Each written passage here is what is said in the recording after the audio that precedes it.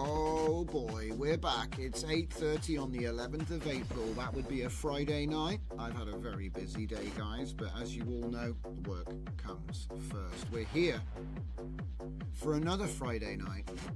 And like I said, I got some cool stuff to show you. So, what are we going to be looking at tonight?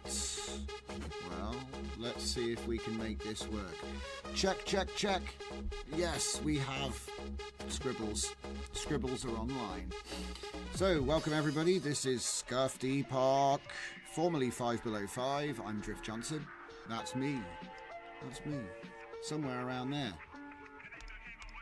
And we're going to be looking at some comfy stuff. We're going to be training some models. We're going to be looking at image generation, video generation, a little bit of text generation.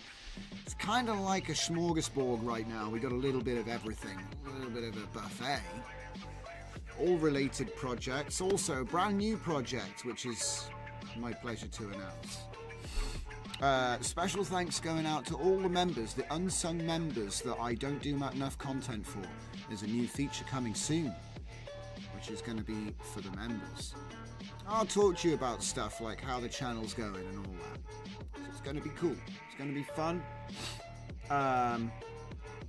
If you're watching live or you're watching later, don't forget that you can join the Discord, where we have all kinds of crazy things shared by our members and myself and all these different channels.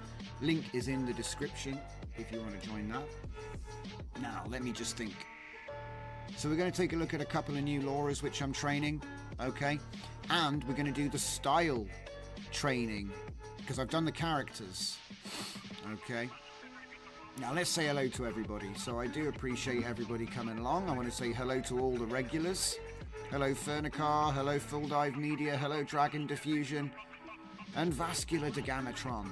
And I will say that rumours of my vascularity have been vastly underestimated.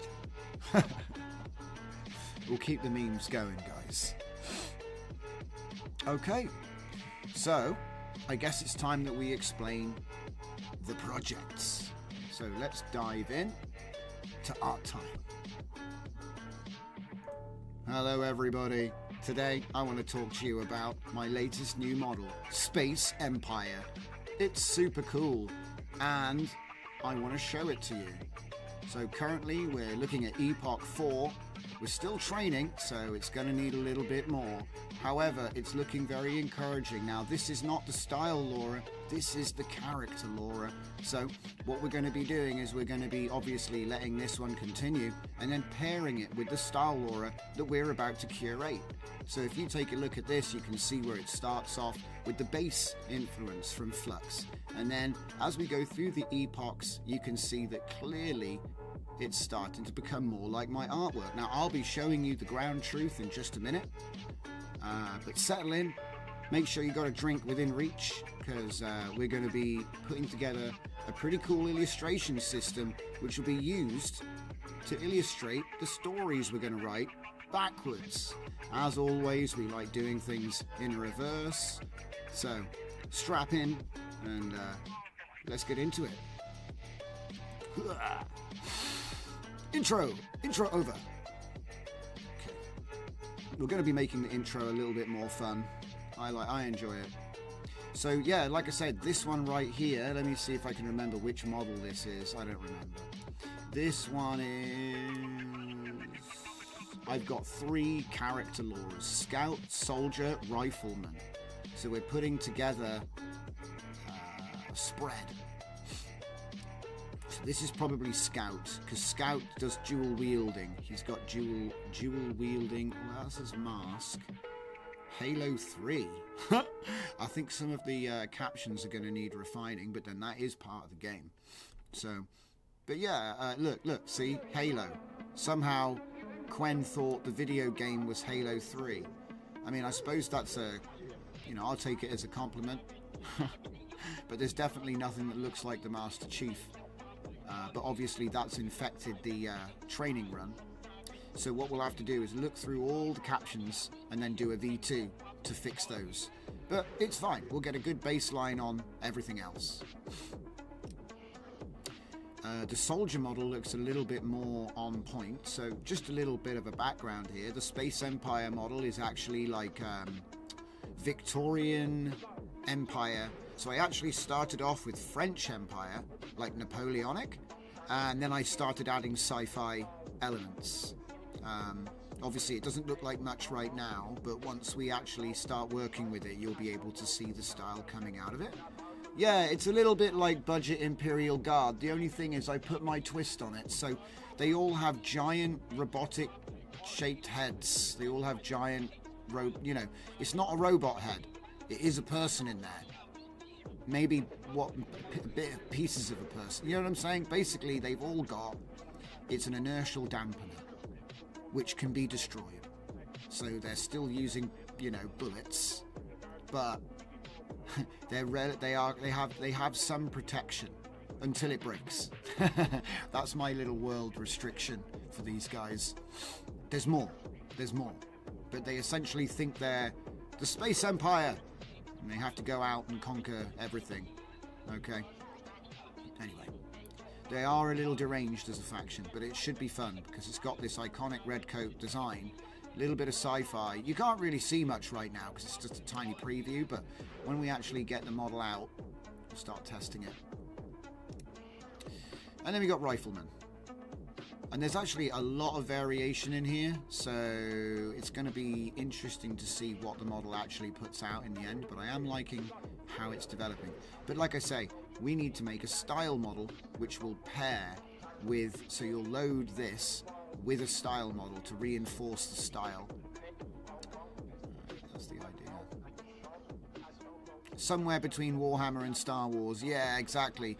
But it's got heavy Victorian vibes, you know, like Napoleonic era army dress, you know, old rifles, but they've got this tech cube head or a tech.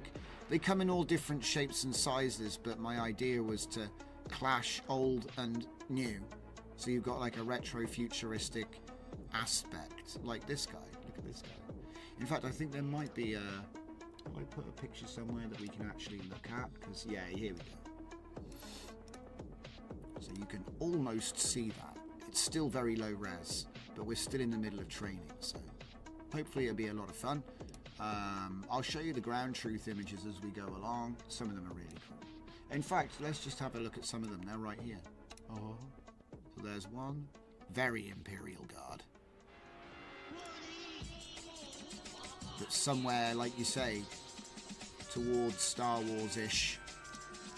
See, that's Star Wars-ish.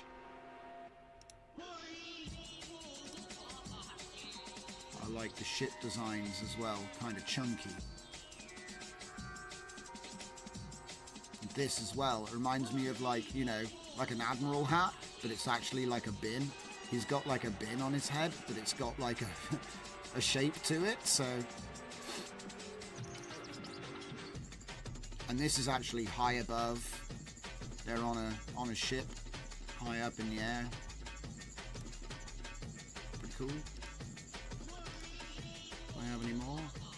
Oh, that's it. I'm being like, yeah, I haven't really shared much. So, that's what that model is. Have we got any more? No, it's back to the thing. I also... okay. My doggo Chelsea. When I created the model for her, I didn't use QuenVL. I actually used like the auto tagger on Civet. And when I went to the dataset, it was already sat there with a caption root. So I thought, oh, I'll retrain it. So we've re-tagged my big doggo model. So there's going to be a V2 coming out for Flux.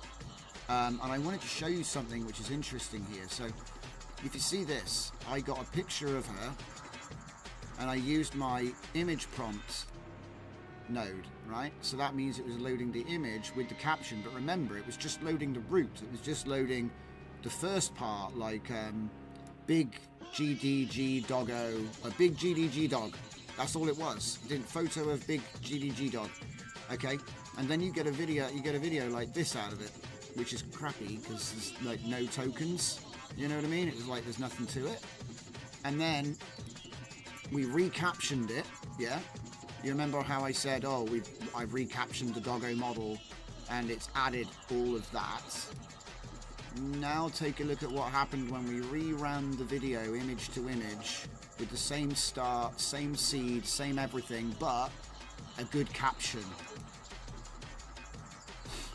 Wait, is that the right one? I feel like that's a different image.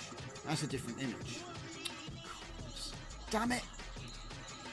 I got screwed over by Comfy changing the preview. Hang on a second, let me see if I can find it.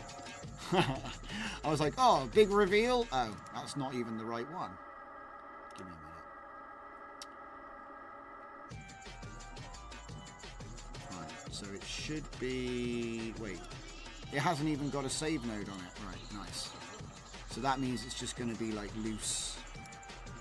It's going to be hanging loose. Oh, look, there she is.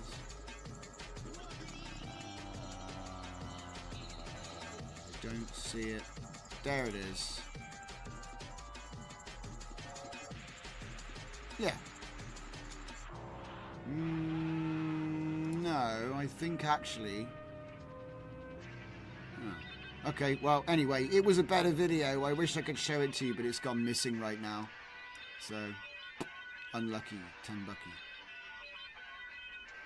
But anyway, it's being trained is what I was trying to segue to. I was trying to segue to the fact that we're retraining it. Oh dear.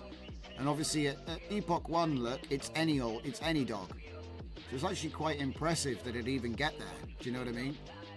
Because, you know, it starts off with, oh, I don't know what it is. It's kind of the right colour, but it's like, you see how we're like 3 completely different breeds of dog? And then as the epochs progress, it will end up looking like, where are they? It'll end up looking like this dog, yeah?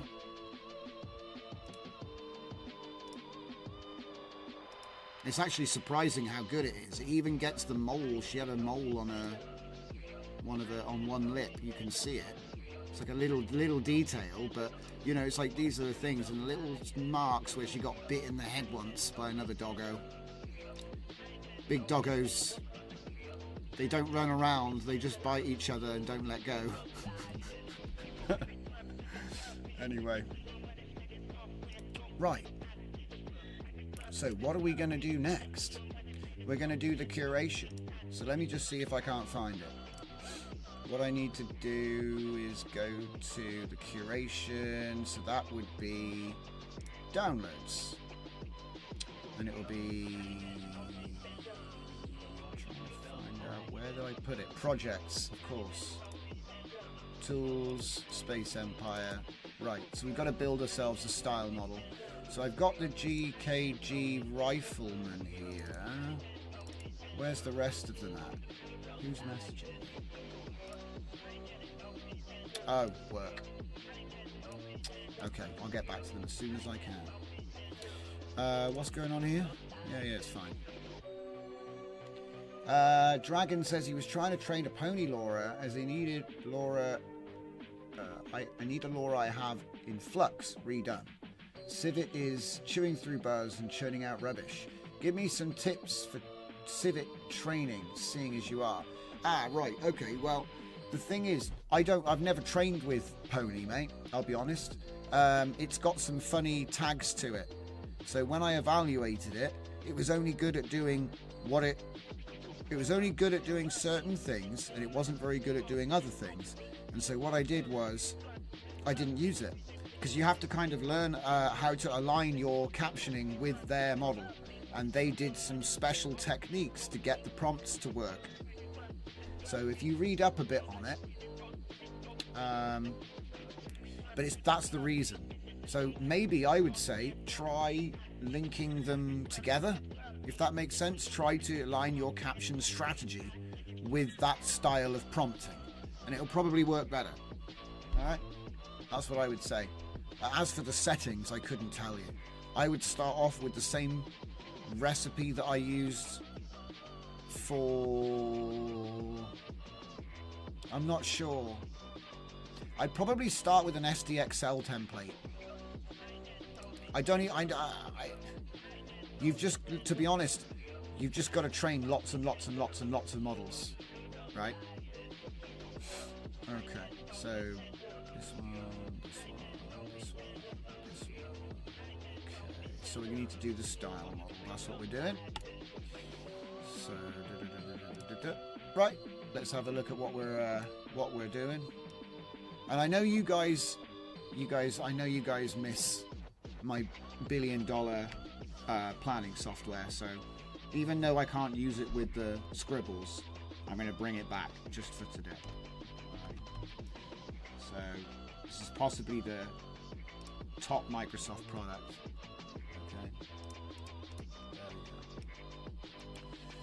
So what are we doing today? Like I said, we're going to curate a style model, but it's not like other style models that we've done in the past because we've already captioned it. So we're going to curate the style model from the character models that are already captioned and done. Okay, so it's quite simple really. We got sort of a couple of parts to this. Okay,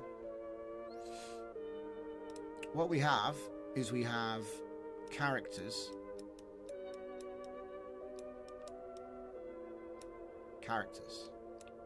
and so we have like various Lauras, which are different characters in our story. We could have many of them, right? Now, because when you train characters, you do your best to try and make them look consistent. But there will be some variation. This is the solution I'm proposing. Okay? So the solution I'm proposing is that you do a style Laura separate using images from the same data set. Okay? So that means we take some from here, some from here, some from here, some from here. We take some from all of them, but not all of them. Okay. And then we end up with a master style model, which is always loaded. Okay. So the idea is the system would work like that. You got the currently loaded character model with a strong influence from the style model, and then it doesn't matter which character you load. And the thing is that in production you have a strong signal of what your characters look like, and then when you apply the style, it should be consistent. It should be consistent within the style that's being shown. And what that actually opens up is the ability to have the same characters being used for a different style.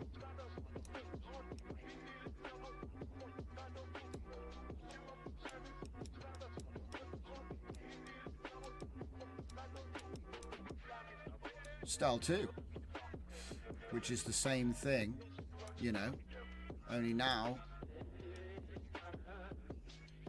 we're loading up with you know, makes sense?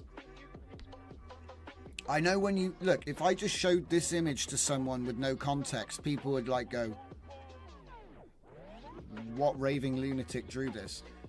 And that would be fair, no context, you know, but this is essentially consistent, coherent illustration model. Okay. So I'm not going to move on super fast. Just in case you just joined and you're like, what the hell is this craziness? Character model. Consistent character. Could be done with photo. Yeah? Could be done with photos. Real actors. Real human beings. Characters. Real characters. Laurify. Yeah? Style. Anime. CGI. Whatever it is. Ghibli. Sound familiar? Wrap that round that, and then oh, there you go, done. Okay, sorted. So that's what we're basically looking at tonight. We're probably just going to do the one style, which is an easy one because it is the style that's driven by the actual artwork. So let's take a quick look at some of the artwork so that you guys know, you know, I'm not going to blue ball you. So let's take a look at airdrop first.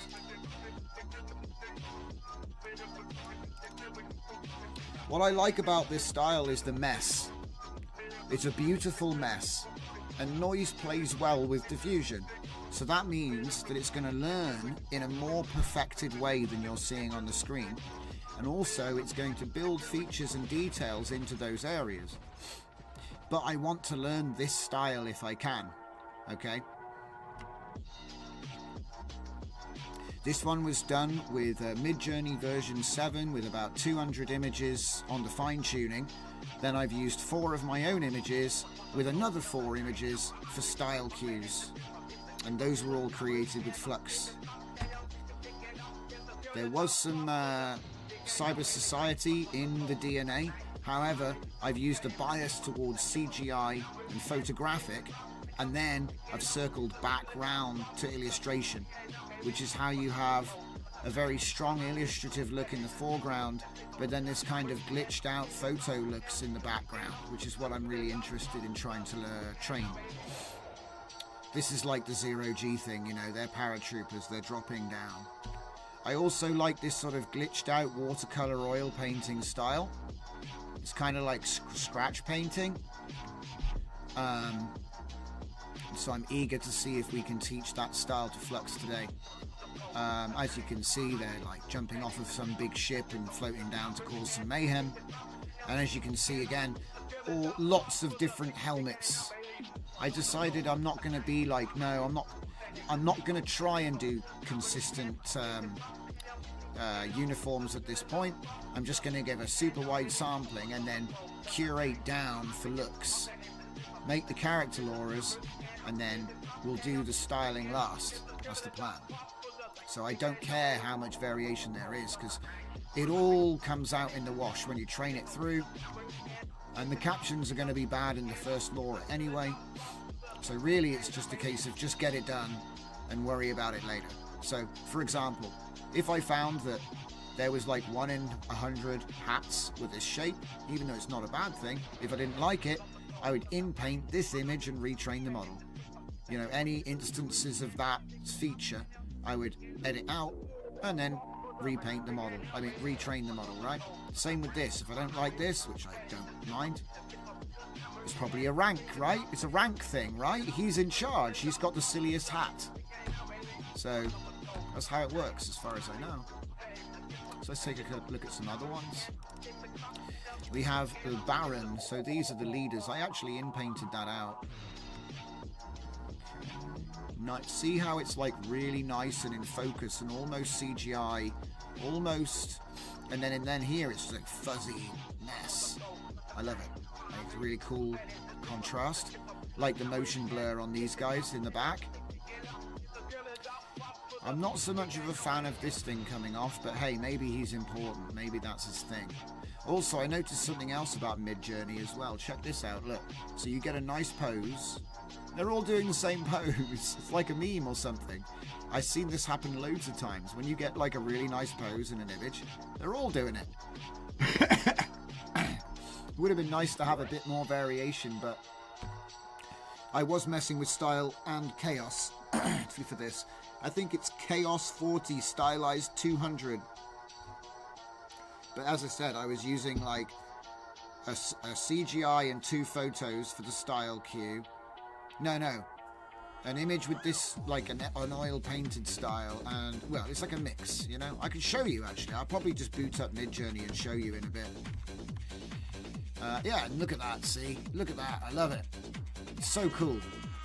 This weird hat. I actually think that these images are better than the upscales. The ones I showed you a minute ago in the Discord, they were upscaled using Midjourney's upscaler. But if I'm honest, I want to train this. This is beautiful. Look at this mess. Look at this mess. I don't know what it is. There's something about this stuff. It'll play, I think it'll play nice with diffusion anyway. So when we get to it, were there any more in there? Yeah, there were loads. There's loads.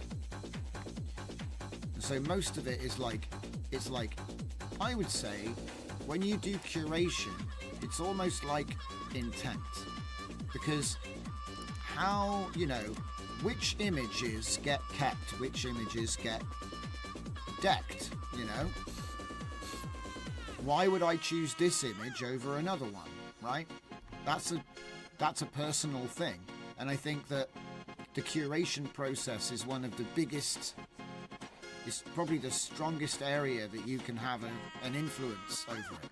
Because people can talk about whether prompts are yours and whether the outputs is yours, but the point I'm trying to make is you didn't invent the color blue, you didn't invent the color yellow, but when you put the two together, when you as a human take the two and make green paint, that was you. You intended to make the green paint, you took the ingredients, you made the green paint, and then you did something with it.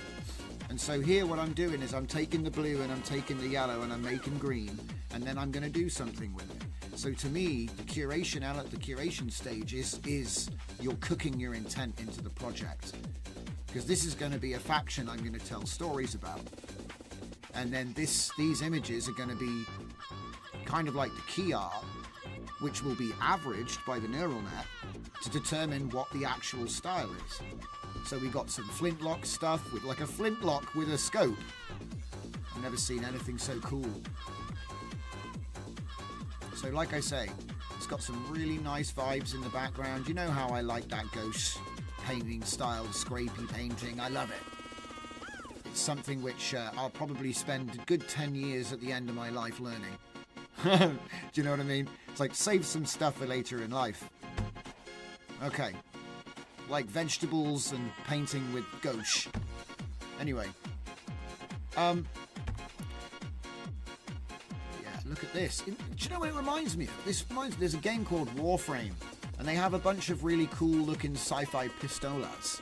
And it reminds me of that kind of thing. And I think it's because they actually have that influence, that sort of early warfare, early piracy warfare style.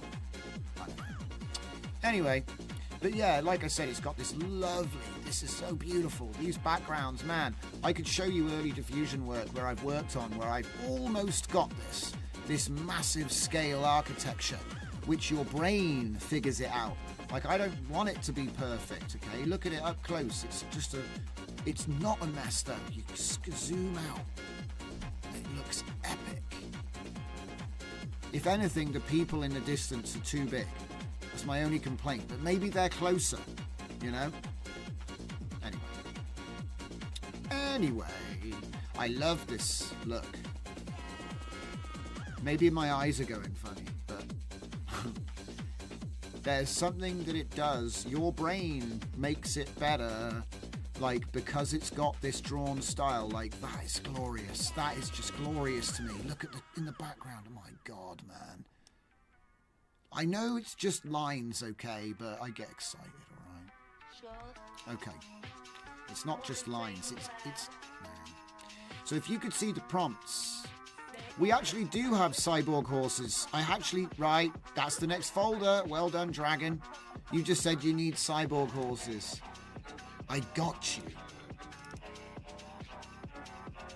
Yeah, we got a whole bunch of them. A whole bunch of them, Metal Gear style. We got, what's that called? What's that game called? Generation Zero style. What's this one? It just kind of looks like a normal horse. It's just got a bit of metal on its head. But then that's what they all do, you know? Because they all have a bit of metal on their head. You know what I mean? That's a bit too much like a crash helmet. See, I tried to steer away from motorbike helmet, crash helmet, army. I steered away from that. I was like, give me square. Give me a can. I actually think it looks way cooler. Look at these guys.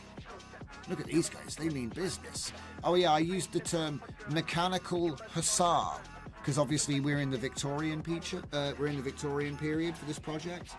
It all started with Napoleonic French Empire, and then I went into Victorian British Empire, and then it was just Victorian red coat, dystopian future, massive scale, mechanical hussars. Yeah, I had such a great time with this. It took me back. It's been months since I've binged 1,000 images on Midjourney in one session. So, if anything, fair play, guys. It works. You know what I mean? It works. And I've managed to get a really nice, consistent, like, this is a super wide scope. So wide I can't even fit it in one Laura. So that's why we've come up with this concept. Wide style model. Inject your character into it by doing a stack. Oh yeah, there's definitely Crusade. You know, it's like this is like a Space Crusade, space, you know, I'm trying to hit the memes a little bit, you know, mechanical grimdark, you know, dystopian, you know, look at these guys. You know, I had a great time making these.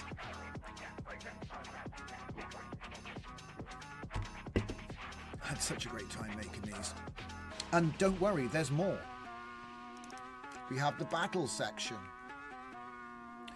Muskets with big rope. And look. Okay, so everyone's got rifles but they also have mechs. Giant, get out of here, mechs. But no, you got to go in there with the bolt action. This is probably the most 40k image I've got in the collection, because they look like there is a type of I forget the faction name, but there is a faction in 40k that is basically this. They've got the big hat. They're just a little bit more Russian. That's all. Perfect for baddies. Yeah, that's my idea as well. See, in Paradistro, my book I write, I don't actually have a malevolent faction that's like roaming around. There's not enough, you know. So this is my way to raise the stakes by implementing a kind of perma faction that is just kind of everywhere, and they're just obsessed with conquering. They just want to conquer, and you know. Yeah. But yeah, let's pick up the pace a little bit. Like I said, this stuff in here is really nice, like Armored Core vibes almost. Armored Core. I love this. The hats, so good. The giant metal box hats are the best. I was like, I'm okay with them all being different. It's fine. Don't worry about it. You could just write it into the plot. I'll make it a thing. Everyone has a different hat. It means something, you know? The blue guy's in charge. Blue hat's in charge.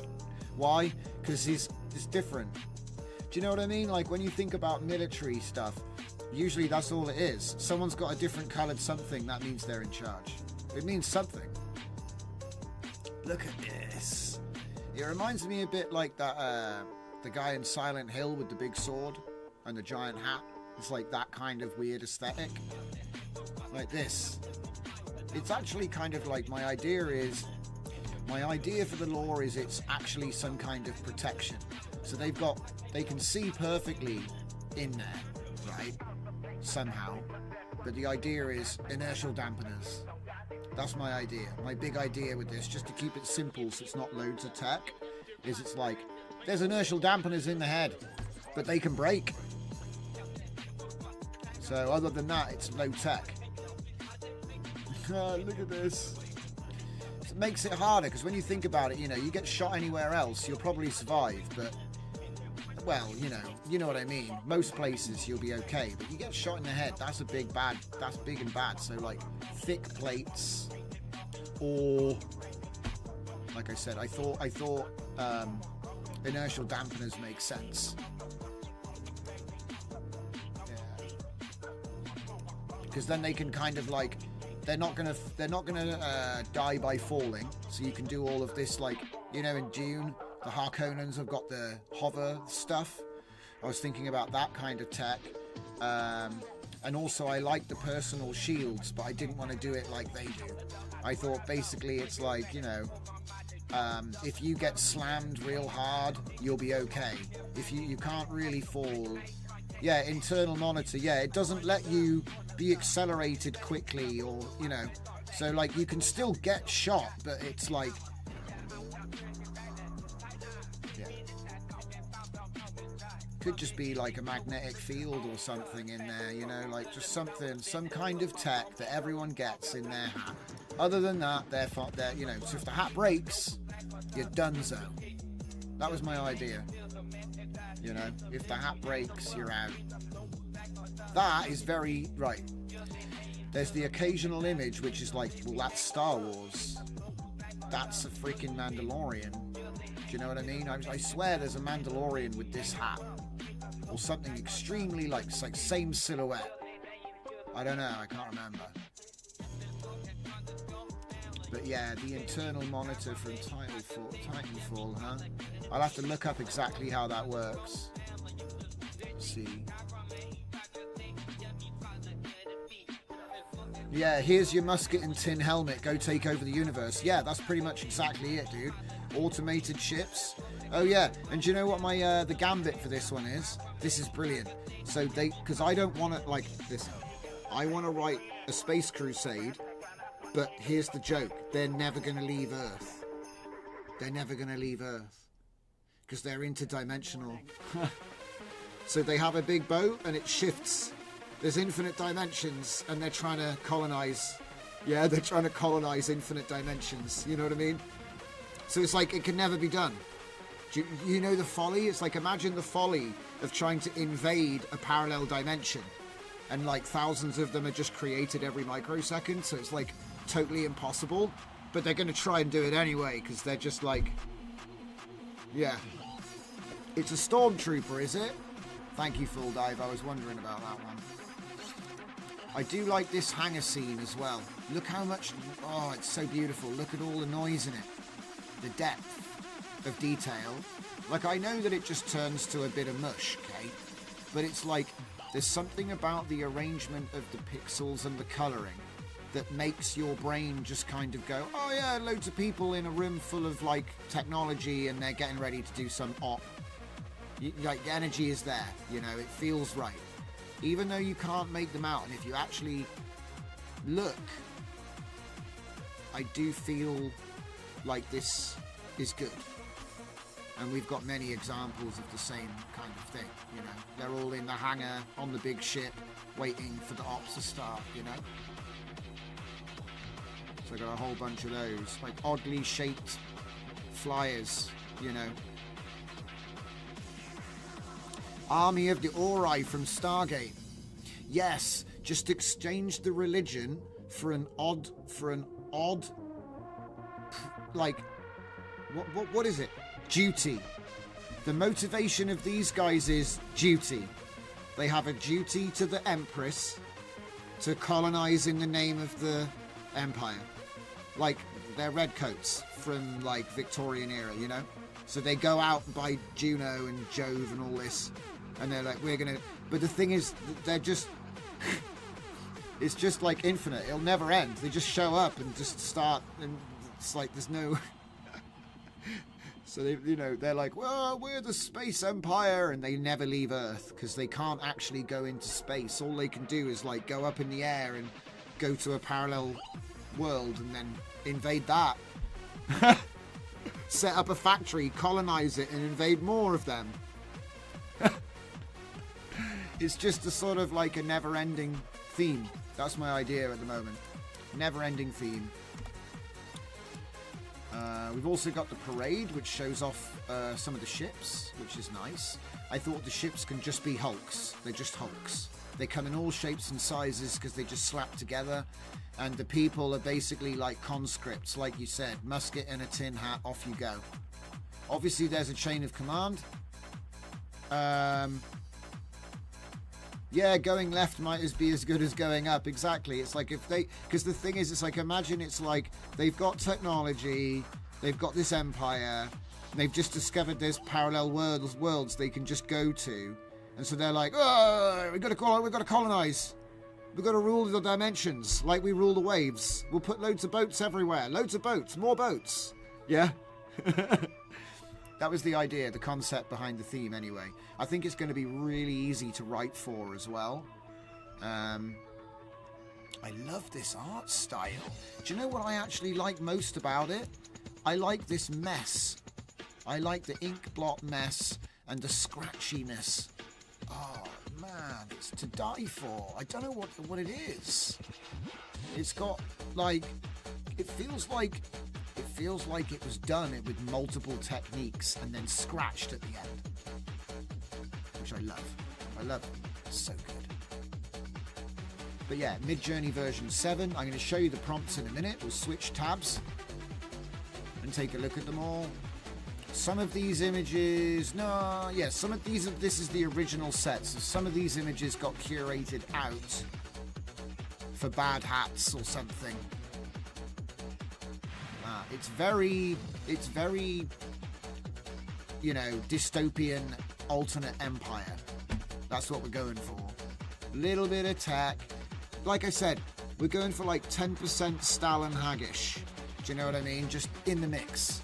Yeah, but I haven't used any of his data. I just mean as the conceptual ingredient to the aesthetic design. If you can even say that without falling over. But yeah, look at this. It's not even a ship, it's just a hulk. A hulking airship that slides through dimensions and they just... Infinite war. New dimension, same plan. Silly hats, let's go. Okay. So I want to show you some of the source images that, you know, allowed this to even happen. Because it, you know, there is a bit of a trick to it with Midjourney. I'm sure if you're a Midjourney aficionado, you will appreciate. But let's just shut this down, okay? Because I could keep showing you all the rest of these. But we've seen most of them. And actually, there's only GKG Scouts.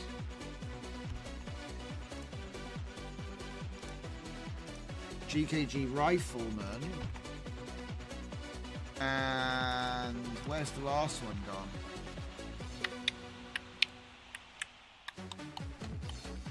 Where's the last one? There should be another one. Hang on. Scouts. So there should be another one called Soldiers. I think it's in here. Ah, yeah, there it is. Yeah. See, this is a whole thing on its own, so.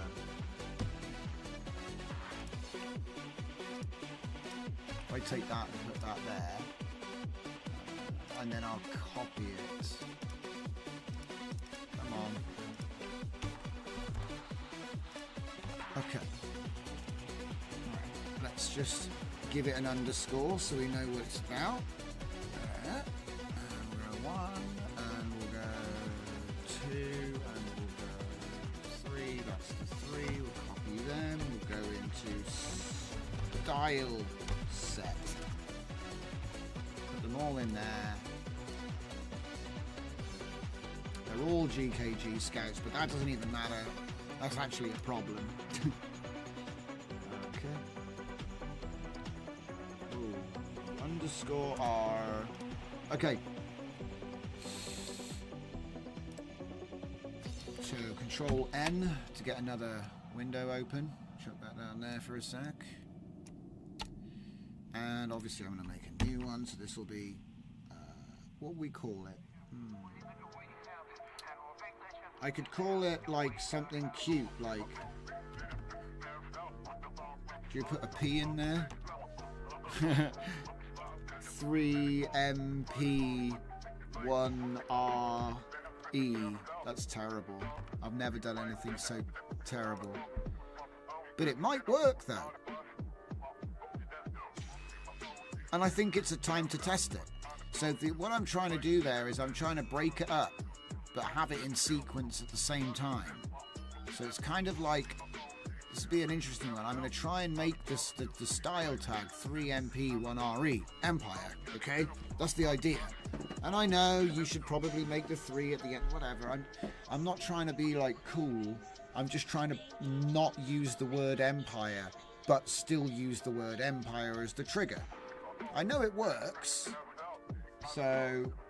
Because the thing is, I want to still be able to use the style triggers inside here. And there's not going to be... See, if I had 1,000 images, I could just type what I want and it will train that. But that has the effect of bleeding into other concepts. Sometimes a lot of people ask me that, actually. Like, why do you train XYX? Why do you train XYX and not, you know... cool shoe? Yeah? Or, you know, right? So, you know, you could have trained cool shoe style and then train a bunch of pictures with a tag cool shoe. It would work. It would allow you to access the training like you do XYX, okay? But here's the problem. Every time you say cool cat, it's now going to borrow from cool shoe. It's gonna, okay, so when you do it like this, it keeps it like separate. So when you do cool cat, you still get cool cat. You don't get cool shoe cat because you trained cool shoe. right? Also, if you said, you know, if I said white shoe, again, I'm going to be getting some cool shoe data because of the way it was trained. Because obviously the tags, the captions that were trained there is probably something like that. Probably, but not always. And so it may actually affect a lot more things than you think. It might affect school. Because it might break it up in the same way. Well, maybe it doesn't have the H, but anyway. I'm just trying to explore ways how it will potentially, yeah. Anyway, so we're going to try doing 3MP1RE for this one. Now I have 3 folders to choose from, and I also have some more. If I go in here, there's a couple of folders which I haven't used yet. But I think that most of them are actually in the model. Let's just re-familiarise myself with what's actually up for grabs. So, Rifleman has airdrop, battle, hanger, Rifleman. What? Ah, yeah, Rifleman contains airdrop, battle, hanger, and Rifleman. Got it. Scouts contains dual wielding, parade, and solo. Soldiers has soldiers. So wait, have I not used solo yet? No. That can't be right. I think I haven't used solo yet. Well, that would be good for the, yeah. Okay. Cool. So, that's a lot of images, though. So, alright, so the first thing I need solo.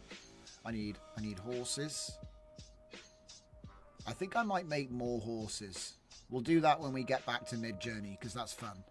But I think everything else is in there, so we just need Baron and solo. Everything else except for horses.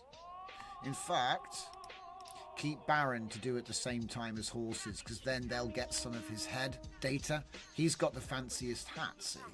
So the guys on horses will also have fancy hats if I train them at the same time. So in fact, I'll just take solo. Okay. So we now have our Empire bin down here. We can just drop stuff in there when we like it. So let's take a look at solo first. Wait a minute. I swear, I must have just put a similar image in 2 different folders, because we definitely haven't got these.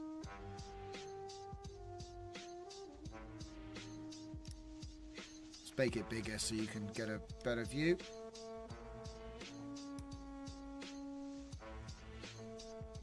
And these aren't captioned, so that's again how I know. So these aren't even captioned yet. Good style data though. So what I reckon is I'll take one image. Wait a minute. I captioned that. No. Pull back.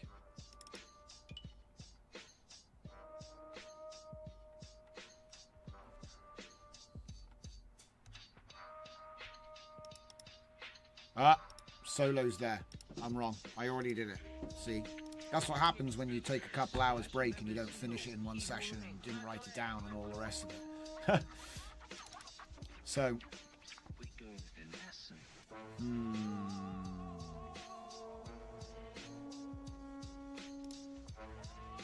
So good though.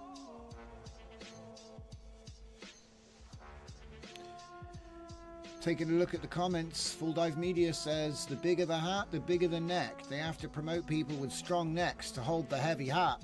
Yeah, maybe they've got some cybernetical or augmentations.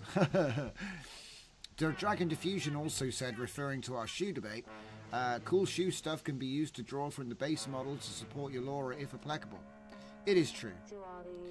Right, it is true. I'm just trying to show like how, you know, you can like not infect a token one way. Because I did both ways over the years. A lot. I did the first way where it was cool shoe. You know, I do like, you know, you'd be like future pyramid style, you know. And then it would like blend the two things together to, yeah. But like, obviously you've got to give it some examples. We were checkpoint training back then. But this is super cool. It's kind of like Hawken, another video game. So anyway, what I need to do is I need to grab, like, let's see.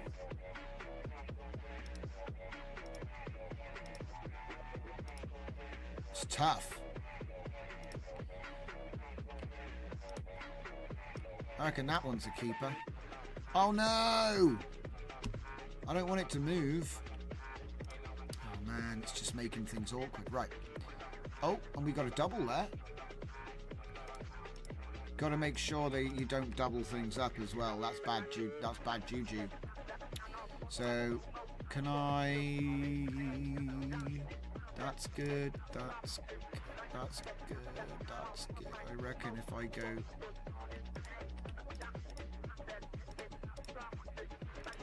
Yeah, I do like that one. Copy. Yeah. And then let's go to the other end. So I need to try and get like a lot of variation if I can.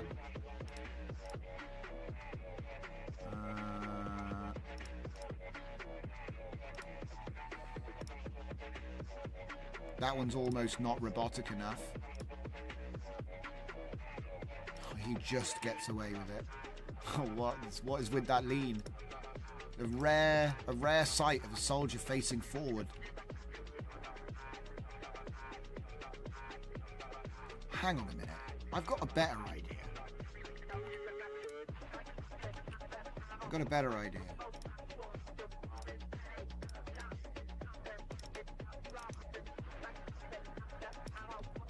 This will be much easier.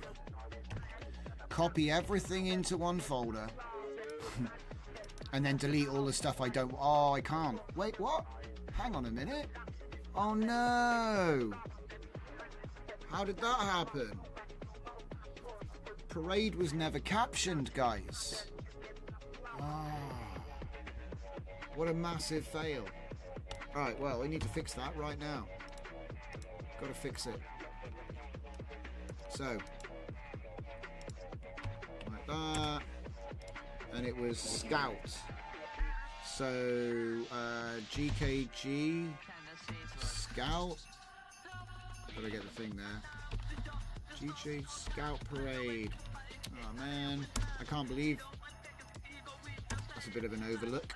So we got 28 images, path, 0, give it a name. And then here we put in whatever the other ones were. So I got to make sure it matches, you know what I mean? There is a method to this madness. So here we go, look. Illustration of GKG Scout solo scenes. So that means I need to put not solo scenes, but parade scenes. Just like that. There we go. Done. Done, done, done, done. And that's all she wrote. 22 images.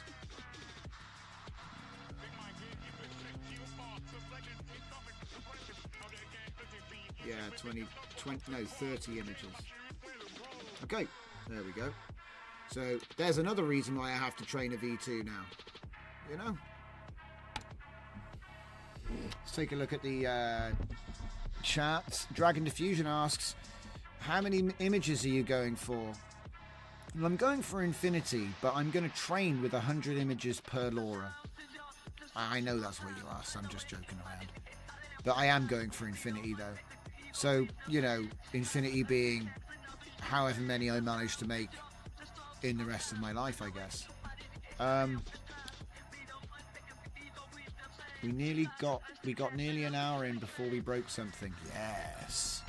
I know, that's not bad, right? Normally I stop for coffee at the end of the hour, but not today. We're flying through. So yeah, this is going to go ahead and caption this data set for me, and then that will be updated.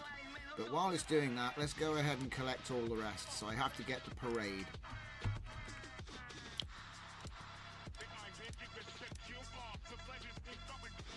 Oh, I've already got dual wielding, have I? Okay. Don't need to get it twice. Rifleman, airdrop.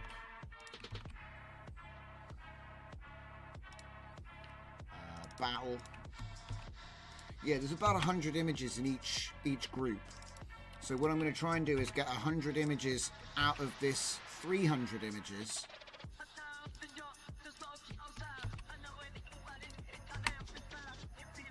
So I need to get the widest scope of images out of these. That's the plan. It's going to be tough.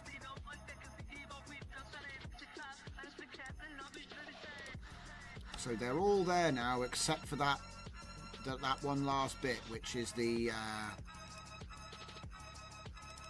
Scouts Parade. So it takes about 4 seconds per image, so it'll probably be about another minute. But yeah, I need those. That's important. That's an important piece of lore. Yeah, no coffee. I do coffee on the hour though. Maybe we'll do one at 10 o'clock, like I said. It's usually quite late for coffee though, you know what I mean? I'm planning on going to bed tonight at some point. Like tonight, not tomorrow morning. Important.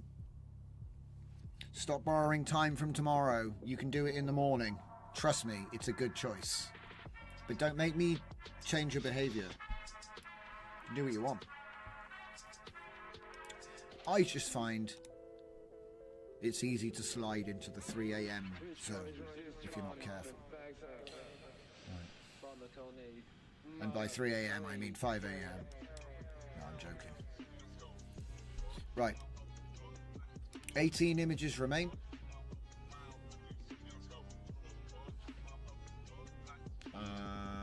Let's see.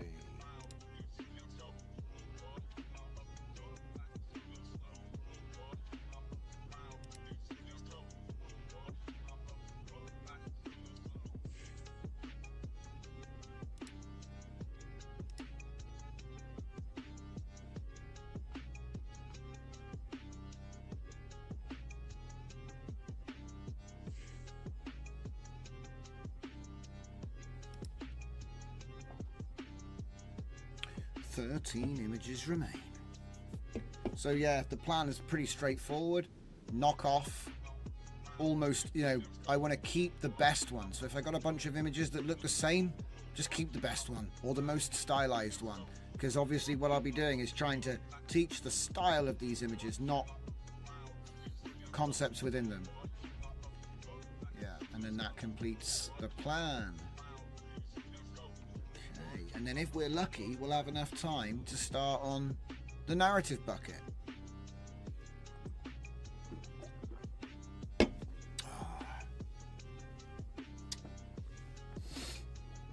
But yeah, I think it's going to be a lot of fun because my idea is that these worlds will collide. Some of the stories that I've written in the past, and then this new faction, I think there's a lot of fun that I can have. Yeah, it makes it more interesting, right? Keeps it interesting. I don't want to say too much.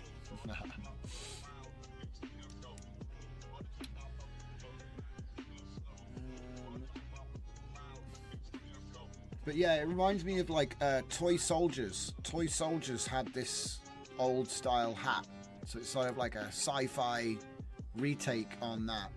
Tin Soldier, you know? Yeah, the Tin Soldier. Hang on a minute. Isn't that like an old toy?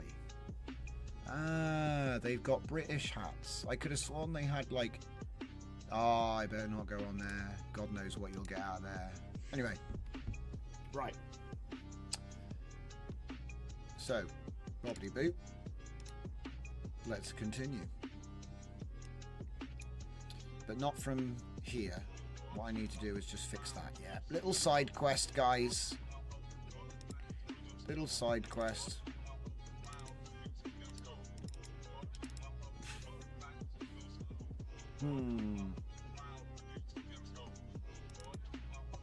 Output.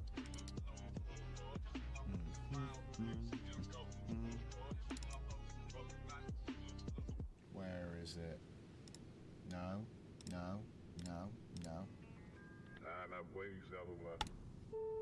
What the? GKG Scout Parade. So where is it? GKG. Oh, I'm in the wrong place. I need to go to the other one. I was thinking about the file name that comes out of it. Anyway. Scout Parade. That's the one I want.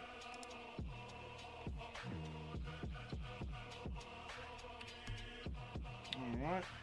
Copy that. Put that in there. Copy that.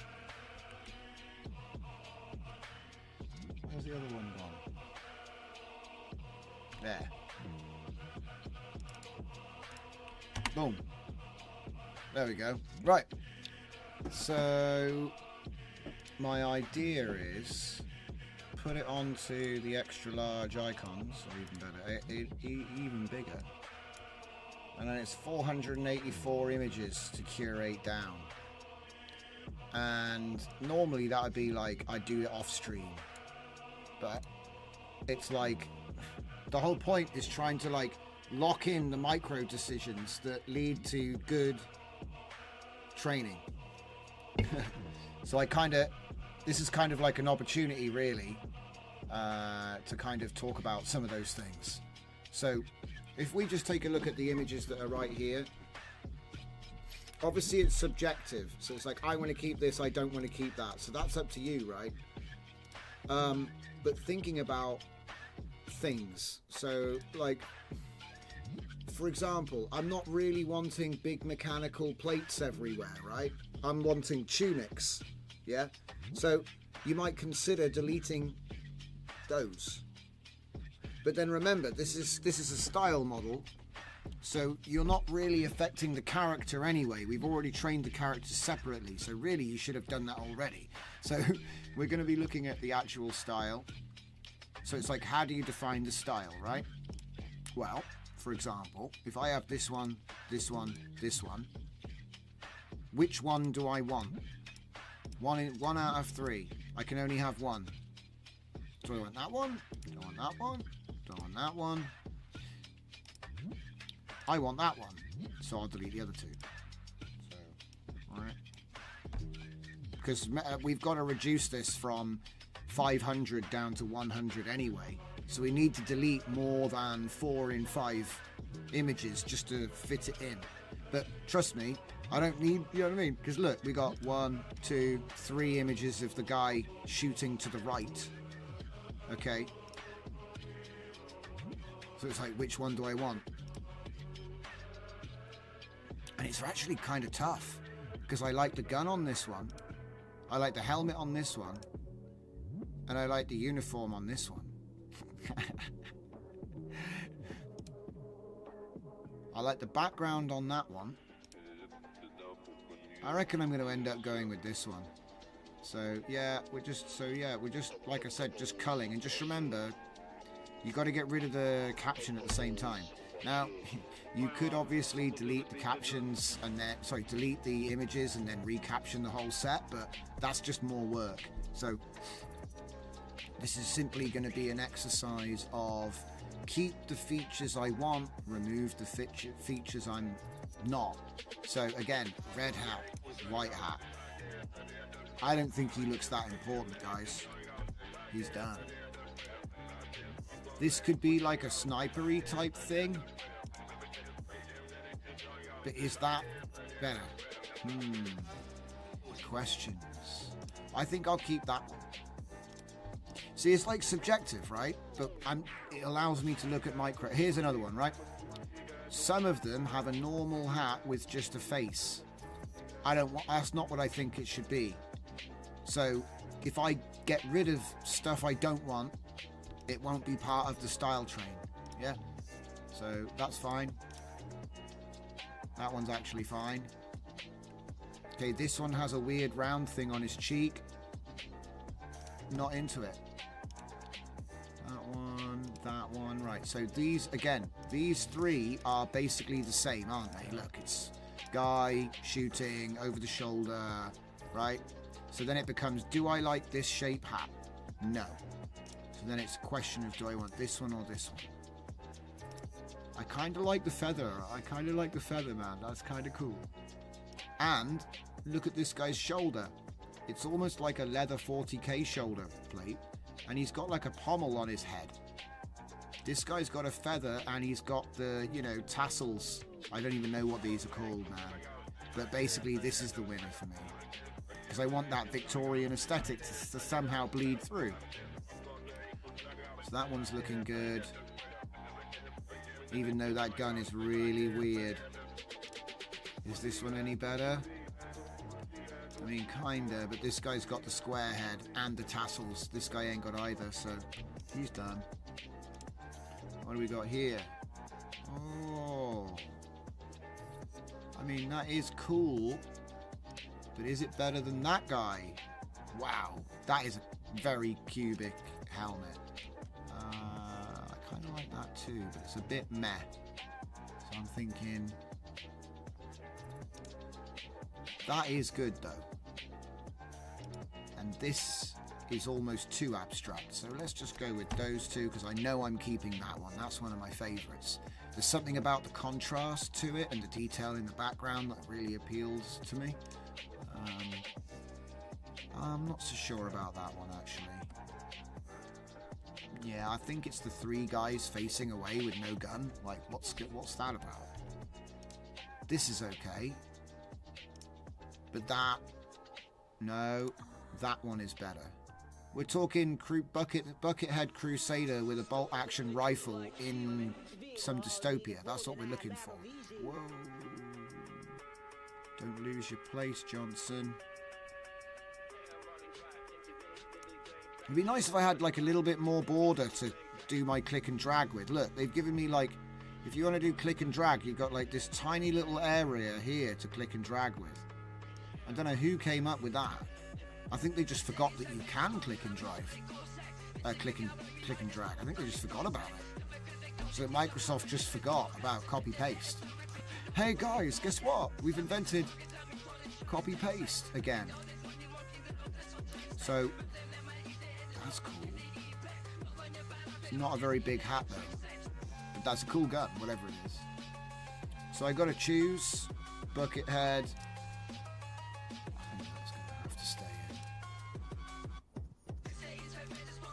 That's the winner for me.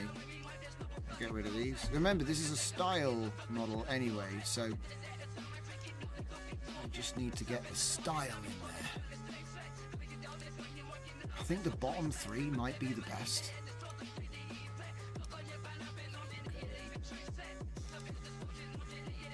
Yeah, that's not good.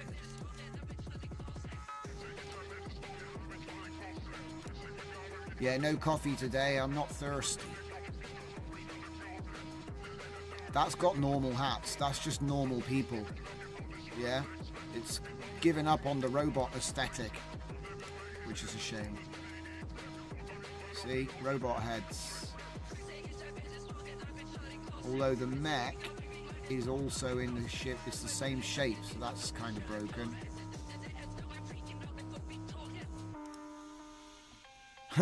Their guns are spaceships. That's broken.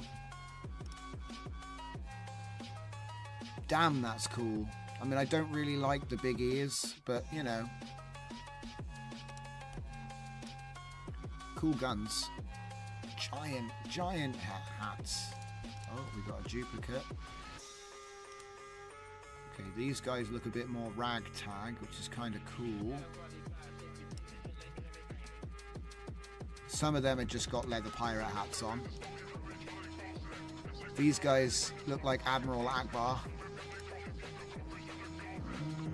I don't mind how the stupid sized hats is what we're going for. So what I don't want to see is just guys with regular hats.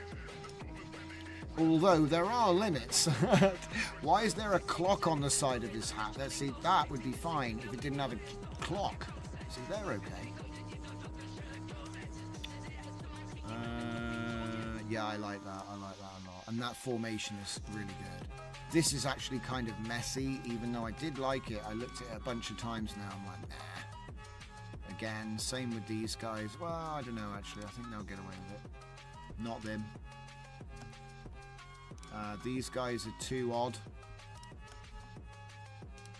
Because remember, we're trying to define the range of similarity. So it's kind of like really it's very abstract to try and figure out. But look, here's a good example. That there is the only guy in the whole collection who has opened his helmet. In the entire thing, no one ever opens their helmet like that. So I'm deleting that image. Because then I'm not teaching him that the helmets can open there. You know, they're not supposed to. It's just something that one of the generations did. You can choose to or not. Like, does that fit the vision of what you're working on? If it does, keep it. So now we're into the hangar section. I want to keep that because the prominent X on his back will get trained. I'm not so bothered about that one. These guys almost look like American helmets, so we're not looking for modern. We're looking for alternate future, which is oddly entertaining. And look how big these hats are. It's like, see, my idea was, you know, if the hats offer some form of protection, like inertial dampeners or some kind of field that can stop bullets, whatever, but only to a point, you know. That was my idea. So it's like it justifies the stupid hat because it doesn't actually weigh them anything and it will save your life.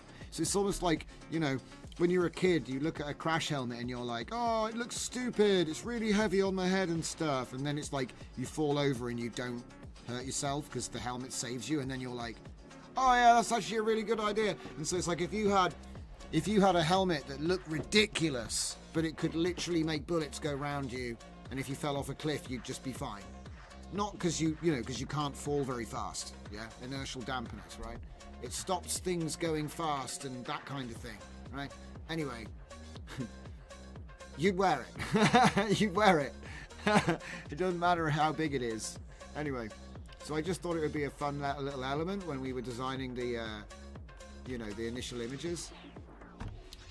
The hats are big enough to keep your sandwiches in the top. Well, hey, maybe that's maybe there's a fridge unit in there, you know? I don't know. We'll put in a request. Yeah, that gun's so silly. You gotta be careful what you're training. See, here, I like this aesthetic, but it's the only one like it, and I haven't painted out these giant people who break the scale.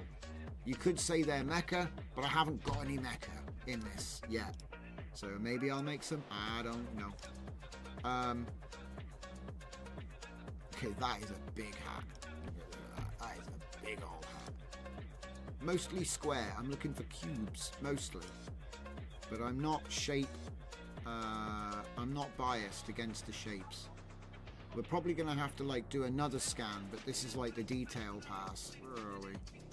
That looks good. Yeah, we'll get rid of that. Don't want wide hats. Square hats. I like that. That's good. That is a bit crap. That's okay. But then if I had to choose, I'd get rid of it. So I've got to like be a bit more. Ooh, that's some good wood though. I'll keep that. Man, the pictures are too hard to. I just can't say no. Super cool. The tunnel, the thing. Get rid of that one. Don't know what that's about.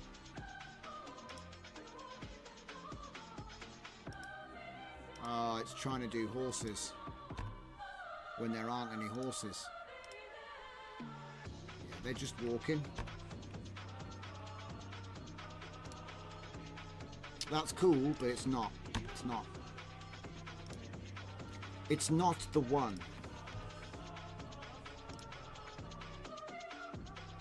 It's not the one.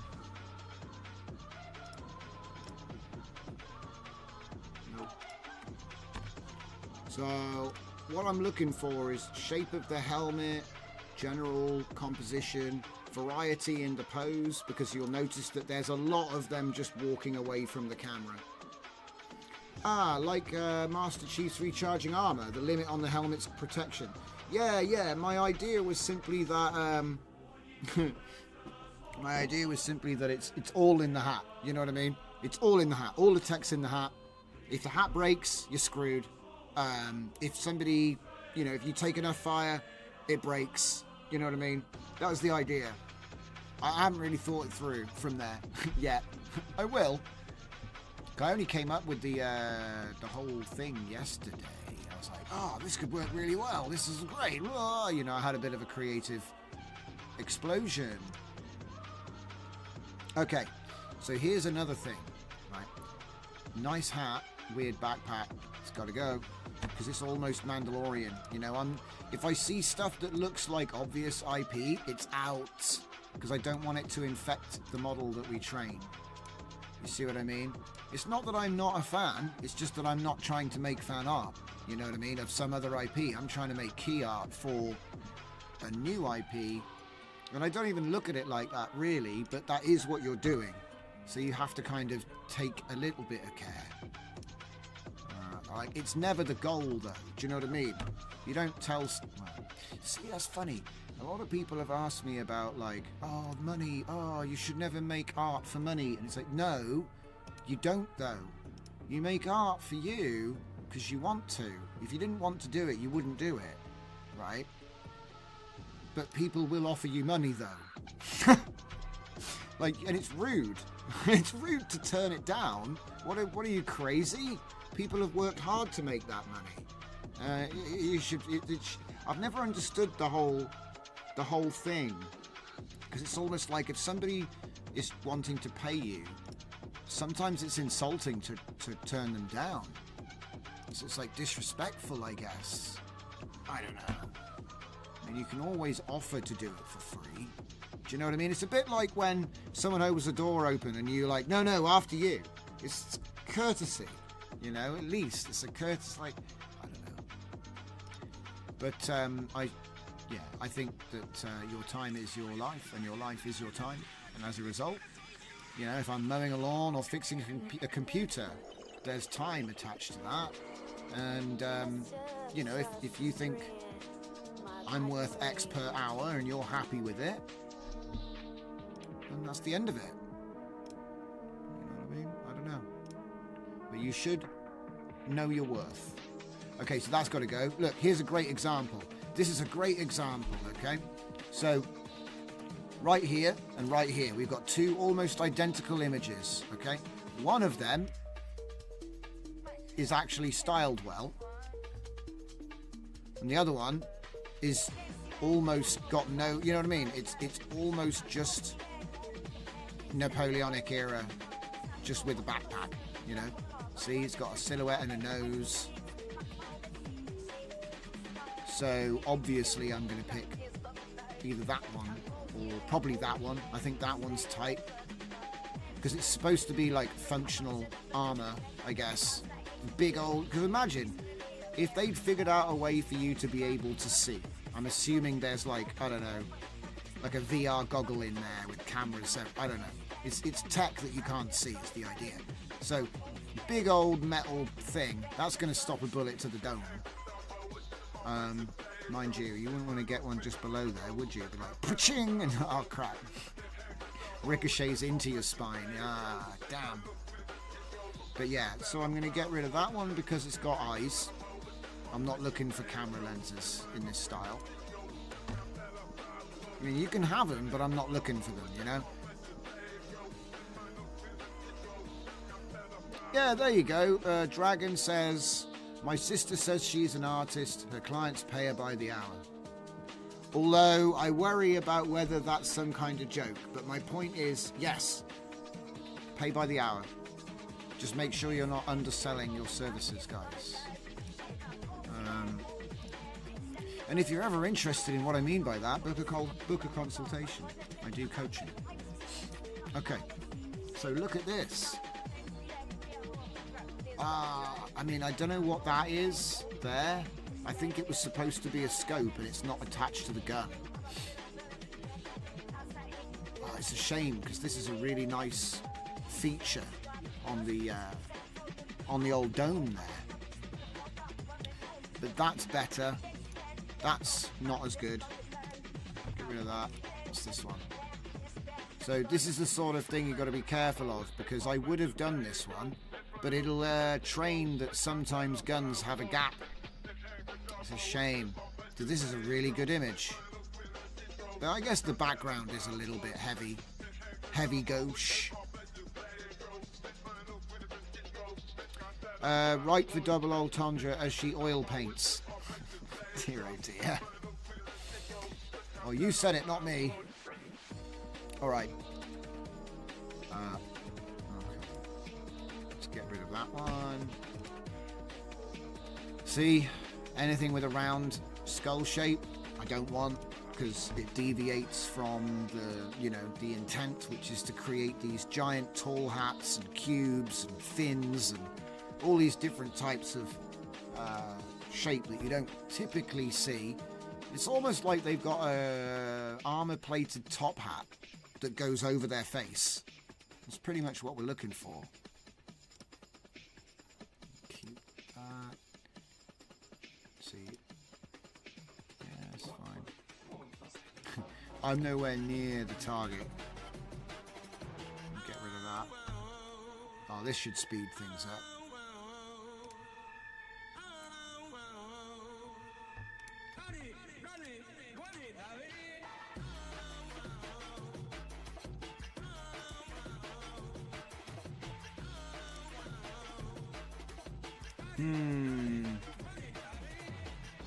No. See?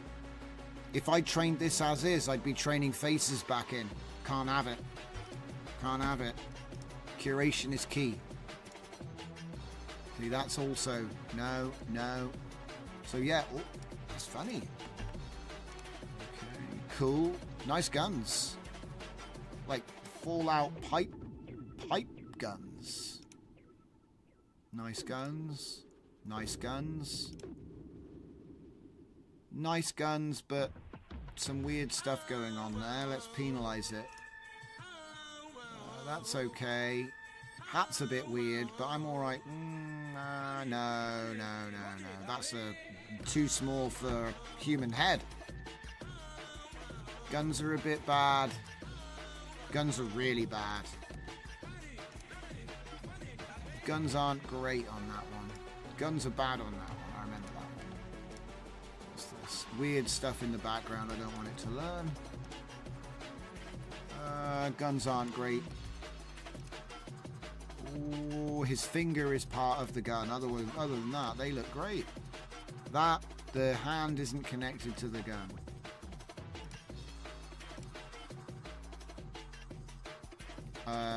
What? Hang on. What just happened?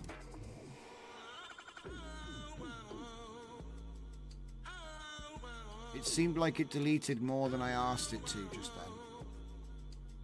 Like I went through a bunch of pistols that were fine and they're gone now. Oh well, anyway. No. Right, that is a short ass. I mean, I kept him because I thought he was standing behind something, but now I look at it, it looks like he's stuck in the mud or got no knees. I don't want to teach that. Ah, there we go. That's the one I wanted to get rid of. So where are all the rest of them gone? So bizarre. By the way, we're actually almost at 150, so we're closing in on the target nicely. That has a speaker on the side of his flintlock. That is a good quality pirate gun. Okay. That's not a pistol. That is a pistol. That is not a pistol. I kind of like this because it looked like a sawn-off rifle and pistol combo. But now I look, it's just a normal dude. Oh, that's such a shame. But he's got no pommels. It's like, no, what's this guy? Yeah, and his guns suck too. Nope. Nope. See, we start to really get an idea of what we want and what we don't want. I mean, I don't know, actually. That's kind of cool now I look at it. Problem is the gun and the white gloves. It's like very, very rare feature, the white gloves. No. Pistol bad, pistol good. See, we can do good pistol. Apolloni Art says, the question is, are the hats the shape of their heads? Or are the heads the shape of their hats?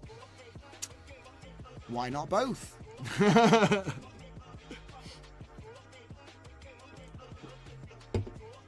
that is an excellent point. Let's have a look.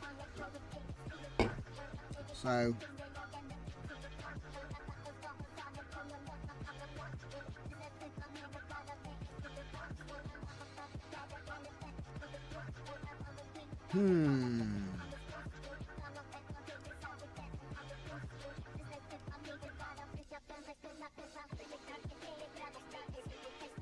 I mean,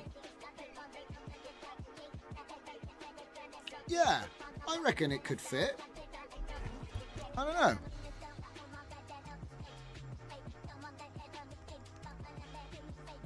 I reckon there's room. Wait.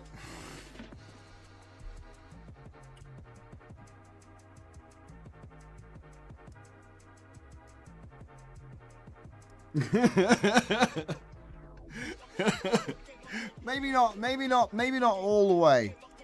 Maybe it's like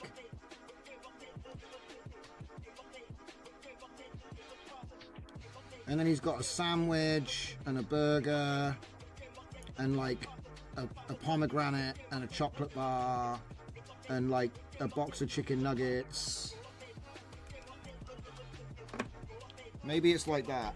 Or just spaghetti bolognese from the head all the way to the top, and you just get some whenever you're feeling peckish. Who knows? Ravioli, you know?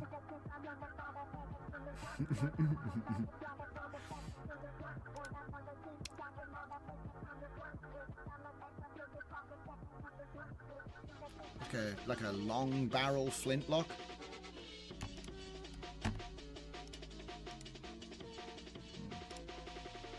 That is not good guns, but I like the leaping action in the background. I'm keeping it. This reminds me of a video game I made called Can. Pardon me. A game jam made in 24 hours or less for Unreal Engine 4 or 5, I forget, but it was put out on itch.io for free. It was just a little platform. It's probably broken as hell now. I never finished it. It was supposed to be like a pens down, you know what I mean? You're out of time. And we did quite a lot. We managed to get quite a lot done in a short space of time. That was the whole goal. So yeah, this is the winner every time. That not so good with the stuff at the back there. Not so good. Not so good. So how are the angles looking on this? No. No. That one's good. That one's good. Gun angles are always tough. I mean, I suppose I've actually got to choose. Do I want that one or that one? Ooh, that's tough. I guess it's got to be, even though I prefer the gun, the other one was better. That one's staying, I don't care. That one, that can go actually. Okay, I love this flintlocks with red dot, like a red dot sight scope, red dot scope on a flintlock, dual wielding. This is like some kind of video game I want to make. Yeah, we're gonna have to get rid of this unfortunately, because even though the gun's a nice detail, I think that is literally a stormtrooper pistol blaster. And somebody pointed out this is like a Rebels, or it's one of the CGI animated. That's too robotic. It's gone. That's okay. Buckethead is fine. You know, we're looking for Buckethead. We're not looking for Motorhead, right? There's like it's a subtle difference with the design, you know? Buckethead. That's all. That's too human. Too human. I do like the feather though. It's a shame to get rid of it. See here, this is like, yeah, you can do that. They're clearly people, but they've got a big freaking bucket on their heads. See, that is too Star Wars. Too Star Wars aesthetic. Needs to be square. I want to see more cubes. I think I gotta get rid of these. Gotta cut it down. It's that one. That one's going. See, you know, metal top hat. That's fine. I can deal with that. And if I have to choose between round and square, I usually pick square. But if I'm honest, this is a crap image. Yeah, the gun's all weird. It's got like a sword grip at the end. That's sick. I'm keeping it forever. That should be like some kind of high-ranking unit, I think. Keeping that because the background, even though his pistol is shit. I like this because it's all like all this blurriness. It's so cool. These guys look good to me. Looks good. And that head is almost part of that big mech in the background, so I'm going to get rid of it. Shame, because I haven't got many examples of big mechs in the background. I love how it's all wooden, just bolt action, sawn off bolt action, and then they're like in this tech dystopia. It's really cool. Get rid of that. Oh man, the 150 barrier is hard to break. Come on. This is not old. That's not mechanical enough. Isn't there a droid in Star Wars that looks just like that? Isn't that like, it's got a round head and it's got little eyes? I don't know. Maybe it's a different show, but I'm striking this one for the shoulder pad. Shame too, because I kind of like the look of this this wall here. It looks really cool.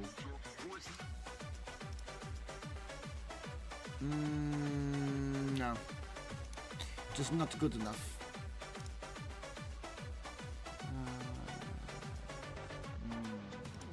Like I said, there'll be. I have to get rid of these because it's too 40k. Even though I love them, it's too close to something else.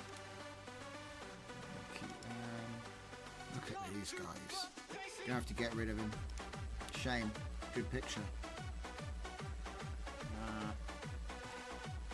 Okay, we'll get rid of that, and we'll get rid of that. Keep them. Right. Okay. Where are we at? 300. We're at one. Okay. Okay. So now.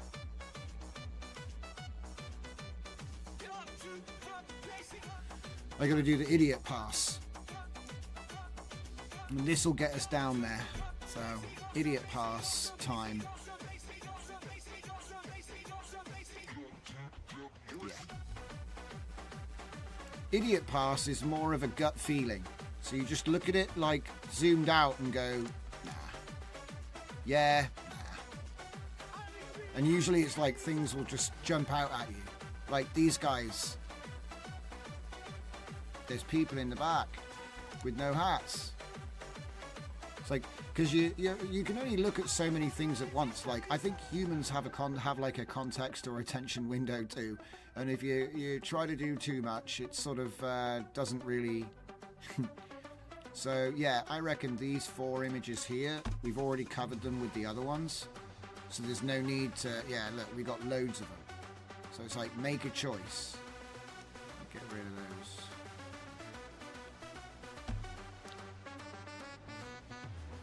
Because it's like if you've already got an example, look, see these 2 here, already got an example of it. I've already got, there we go. And even though I do like that, it's the only one like it. So again, sometimes you get rid of stuff because of difference. You know, it's too different. And like I said, there's so many tips, there's so many little bits and pieces to this that it's not good enough for me to go, oh, I'll give you a 5-minute video or a 10-minute video or even an hour-long stream. It's kind of like, because it's not going to come up, you know what I mean? Like, unless I actually do it like this, every single image, it's not even going to come up. I'm not even going to have an opportunity to tell you because I won't be able to remember. It's too many things. So yeah, here's another one, right? This is a great one. When I made it, I was like, cool. Now, doesn't fit. Why? Not because of the guy, even though he doesn't fit. It's a bit, no. It's the back. Look. Oof. Should we do it? Should we do it? So let's see. This guy, maybe his head's there, yeah? So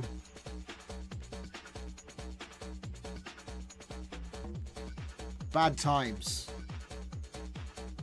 Yeah. It wasn't that I don't like the white part, it's that there was nothing else with a white part. So if you introduce an example of a white shoulder pad, now any white shoulder pad can be white.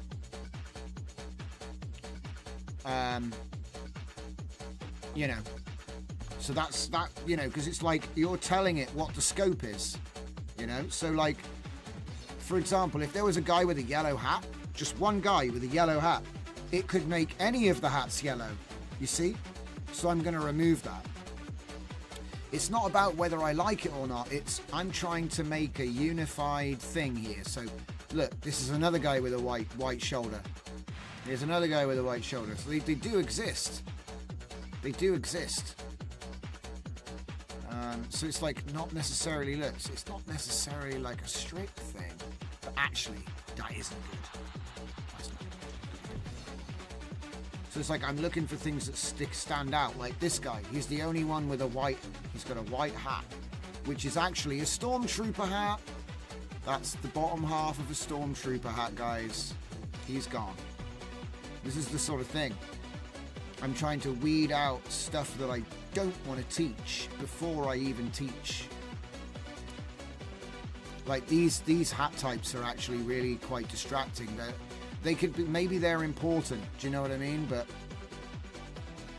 they're not going to be tagged as important. There's some more white hats there as well. See, I don't think it's like a no-no. You know, I'm not trying to make rules.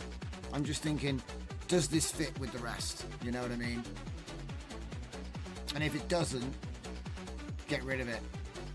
Like, in a way, these guys don't really fit because they have this white bit, but I just thought it looked cool, guys. So I'm not gonna lie, I just thought, oh, I think that looks cool. And usually that's part of this, you know? Do you think it looks cool? Like this is bad because he's got a hat and the rest is all in it. And that's normal, yeah. I just want to make sure that they all have funny hats.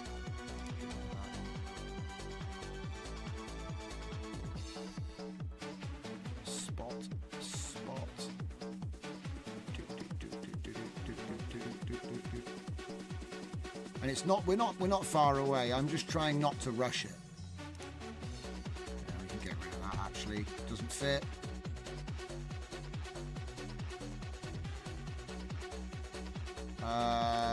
Such a shame. But it doesn't fit. It's just weird because the problem is I'm actually losing information on a bunch of stuff here. Because, you know, there was other stuff in the background that it was lucky to have, and that's low quality, just generally. Because the thing is, it's like weeding out the weakest examples. That's the goal of curation. Making sure that the signals are clean. So when you go to teach, it can learn. See, this in a way doesn't fit. He's too heavy. He's too heavy armored. And he's got a purple eye and it looked cool, but it's an outlier. So by eliminating the outliers, you get a tighter grouping, which I think is going to learn more cleanly. Like this is bad. because it's just a bunch of normal hats from from a certain point of view. It's not actually sci-fi. It's just dudes in hats, right? We're trying to teach a sci-fi concept here. Again, that's such a shame. They're not mechanical at all.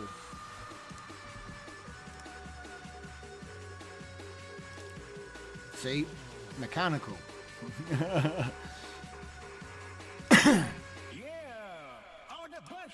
Mechanical. That's super cool. That's probably one of the best ones to come out of it.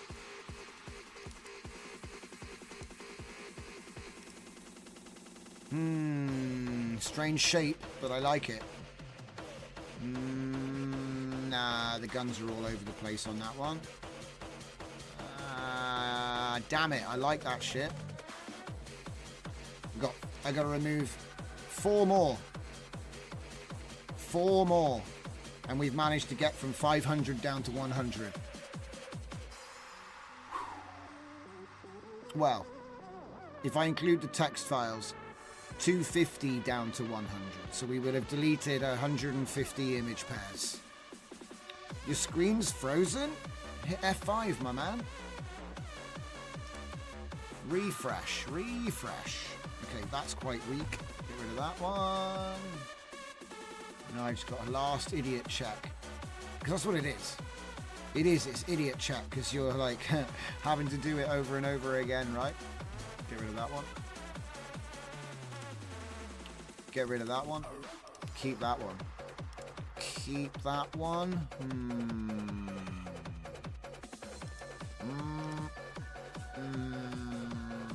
No. I've done it. We have 100 images. It is done. Now, currently it says illustration of GKG soldier. Alright? And you'd think, well, that's going to be fine, right? No, wrong. I want to get rid of the GKG.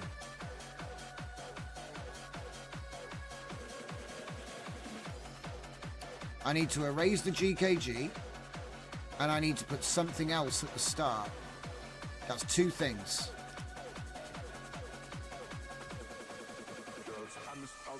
Two comfy UIs and rendering. Oh, okay, yeah. You're maxing out your VRAM. Well, you know. Hold strong, brother. Okay, so what we're going to do, we've got our folder here. Now, I could exchange it for... Yeah.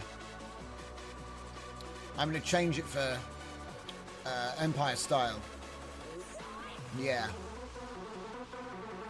I think that probably is the best.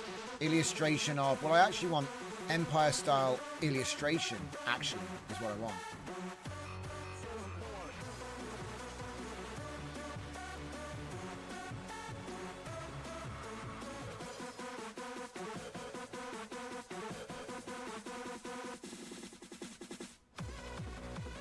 And they're all, it's all different, see, so I don't want to lose the roots.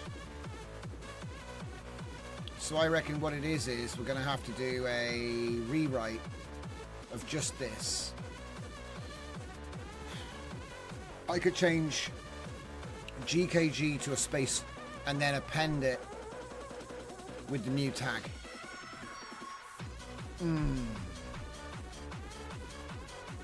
I'm just letting the idea cook. I'm letting the problem cook.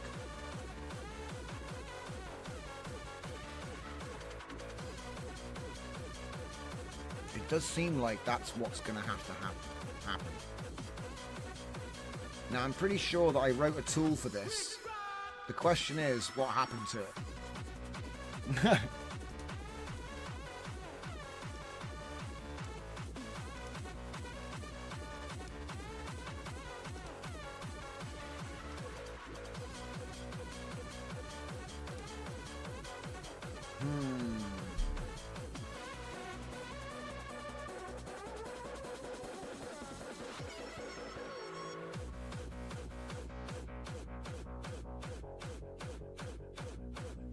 The funny thing is, this is the biggest problem with having many machines, is that everything you do is on a different machine. Anything you ever want to do is on a different machine.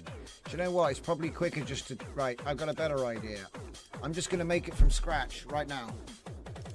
Because, you know, it's getting to the point where there's no point looking it at. I just write a tins and have the MCP write it like now and then carry on doing something else.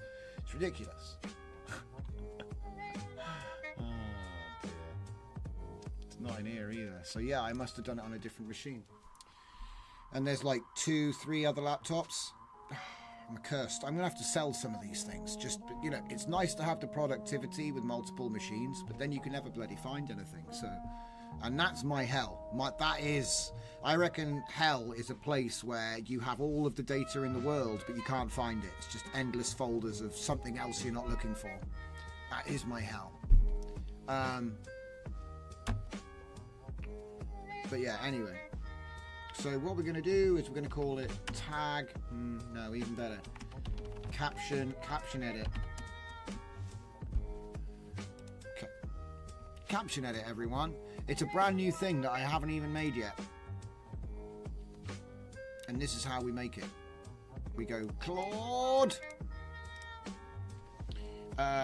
We can create a Python script. I can spell. Just earlier in the day, we can create a Python script which can read a directory. Wait, read a user-defined path.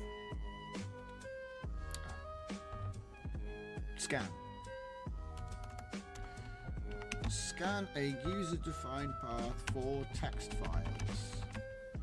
When it finds, when it finds them, that's terrible. That's terrible. I can't write that. I can't write. When it finds them, we will do user-defined editing of text files as a bulk action. Yeah. With the option to recursively span subdirectories. We can edit the files in place. So no output path is needed.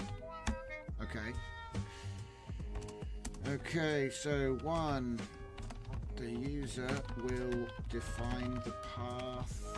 Wait, I find this is better. Path to images. That's better now. I find that works better. Instead of saying define the path and it's going to be here and all this, just say path/to/images, because it's language which is taken from readmes. It's a common phrase which means a user-defined path. Or yeah, it's interesting, isn't it? You know, little things like that are common have become mechanisms. Anyway, okay, path to images. It's not images, is it? It's text files. I'm an idiot. Text files.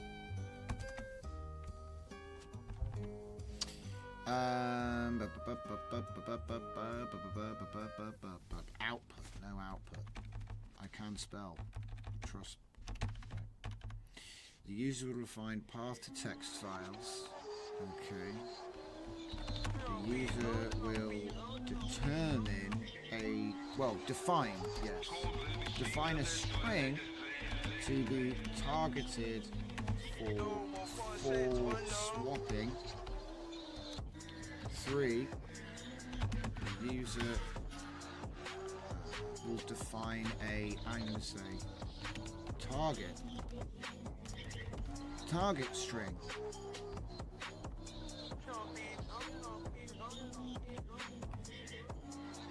To be identified for swapping to a new string. We're just going to spell it out. That's what we're doing. We're just spelling it out, like the workings of the thing. Will define a swap. Because I'm going to refer to the stuff in uppercase as this is the target, this is the swap, you know? String to be identified as the string to be swapped into the target position in the text file. 4. The user will choose. Okay, so this will be optional. Okay. Optional. The user will choose to enter a new string to append to the start of the existing text found inside the file. I know it's like we're spelling it out here, you know what I mean? But that's what you gotta do. And then obviously I want to do append is for the end, so actually this should be 5, and we should do a prepend as well, which is going to be 4. Optional. User will do a prepend. Because I did it the wrong way around, because I'm smart. Prepend to the start of the existing text file found inside the file. Append to the end of the existing text file found inside the file. Cool. All right. 6. Obviously, if you don't enter anything, it won't, right? So that way we can swap the tag that we need to swap, and we can add the new tag to the start, and we don't need to use comfy or anything else. Okay, right. Optional. The user can define an output path to copy the edited files instead of directly overwriting. Okay, that's just a safety thing, just in case you didn't back your stuff up and whatever. You should back up your stuff. All right.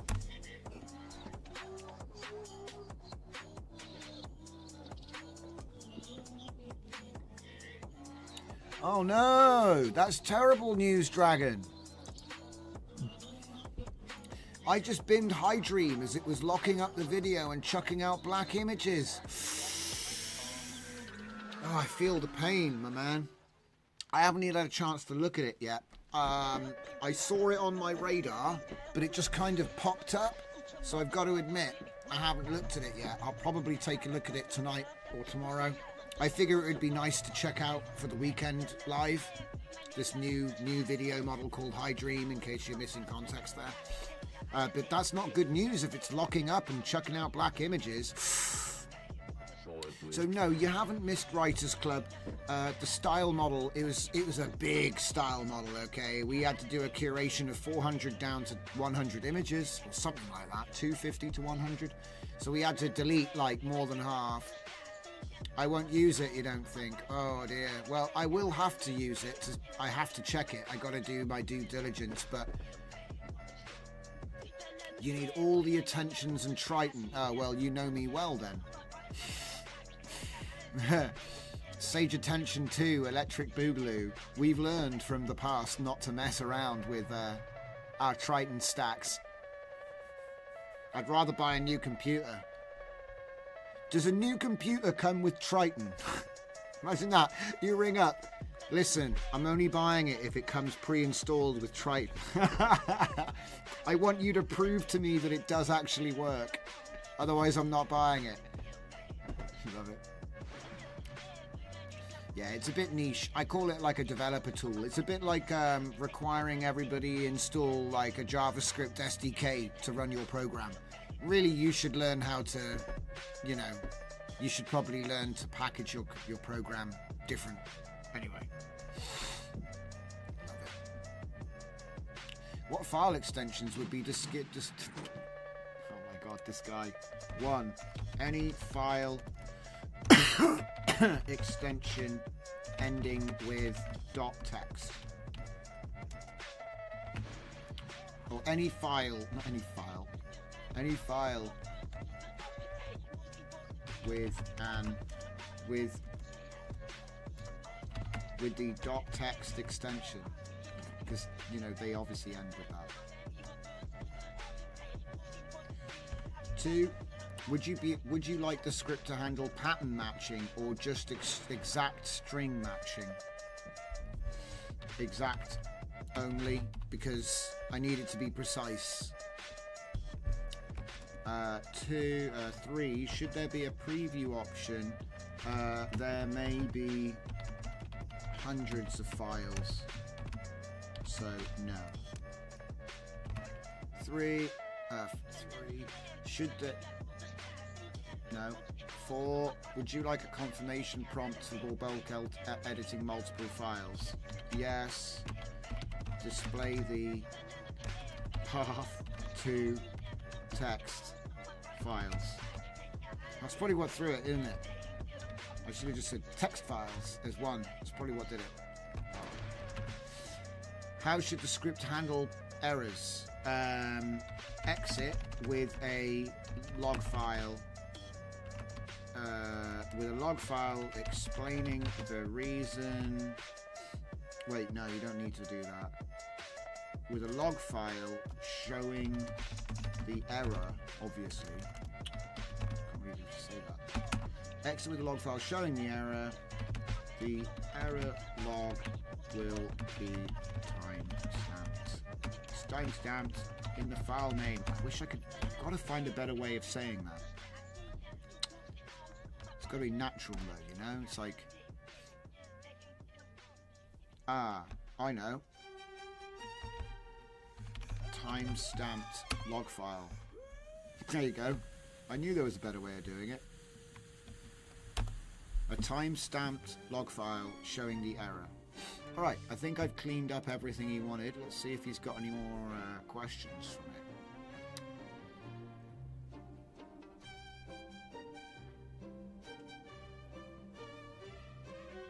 Let's have a look then. Start, pass, confirm, exit. Scan, text file, summary. Oh. What the? Okay, so he's going to the left. Read file, perform edit, write result, error, continue. And keep going. Alright, success, continue, keep going, and then end report. Cool. Yeah, this looks good. Okay, one more thing. When all scripts are written, 1, create the requirements .text, which contains pip packages, which are required for installation of dependencies. It's funny, it's like you're writing out a README every time. 2, create... Oh, that's not how you spell requirements. Damn it. Alright. So next. 2. Oh my... Did you realise... I just made it worse. Okay, create the requirements.txt, which I'll say lists, in fact. Before you know it, he's like writing the actual packages in the text file. 2, create the install.bat, which creates venv, installs dependencies using the requirements.txt,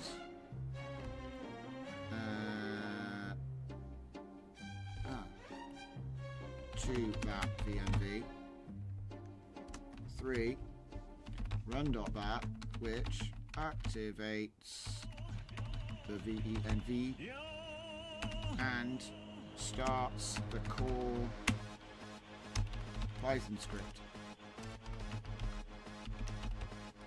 Okay.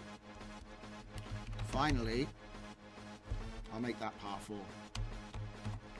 Finally, write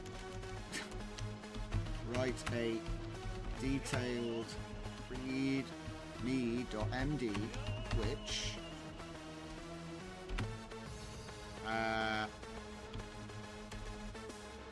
explains what this is, explains what this does, explains how to install it, explains how to use it with detailed examples and step-by-step guides.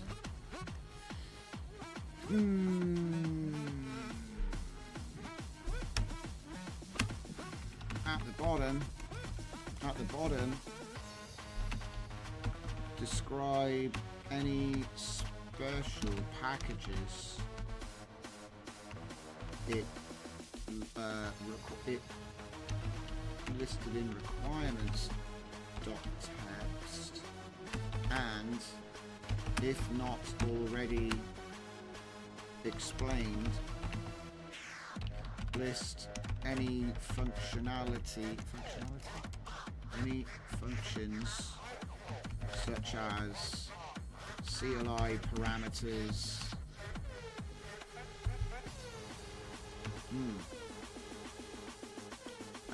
for developers.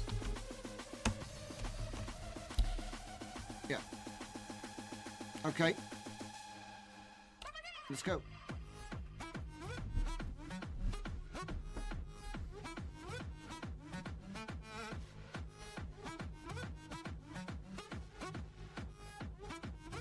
Simple thing, really, but it can do a better job of me in record time. I mean, so let's do it.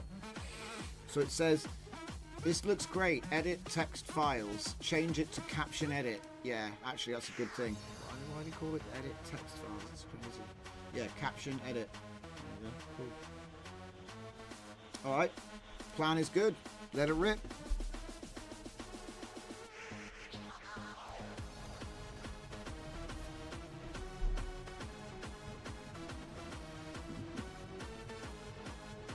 So then, as we let him continue writing the code, I think you get the idea. What we've done is we've made a tool which is purely designed to do one thing, which is to let us automate the editing of those captions so we don't have to.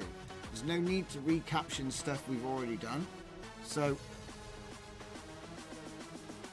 my plan is quite simple, is to, this is the images. We're going to run the script on this path. I'm going to put Empire style at the beginning of every single one, and I'm going to change the existing token to nothing. That's what it is. So if we have a look at one of these, you can see what we're going to do is remove the GKG, and we're going to put at the beginning Empire style, comma, space. That's it. Well, that's the plan anyway. Whether it works or not, that's a different question. So just in case I screw it up. What the heck is going on? Come on, Windows. I need you to be your best window. Alright, so we're going to call this backup in case I mess up here. Get it out of the set.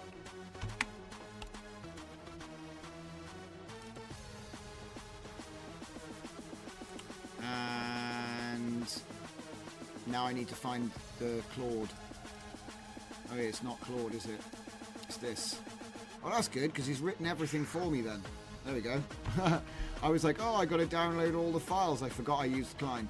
So yeah, it's going to do everything. Obviously, we don't need subdirectory, but I figure the next time I use this tool, that would be a nice feature. So yeah, we're going to go install. Because I made this like a week ago, and then I think I forgot to upload it.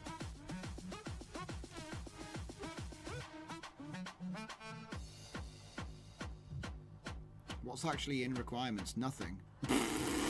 Okay, guys, it doesn't need a VNV. It doesn't need a VNV. There's no Python. How are there no Python packages? All right. It doesn't need a VNV at all. So that means you don't need to run that either. You can just call it. I think you can just call it anyway. Is that, well, whatever. We've got a VNV now, okay? Totally unnecessary VNV. Oh. Don't tell me they gave me a crap thing. Well, that's okay. We can work this out. So, read me, follow the instructions, run bat options. Yeah, okay. All right, fine. Okay, fine. We have to put our options in. Okay, so path, --path, space. No. --path, space. Drives me mad. Alright, put that there. Next, target string. So space, --, target string. Now the target string in this one is gonna be GKG.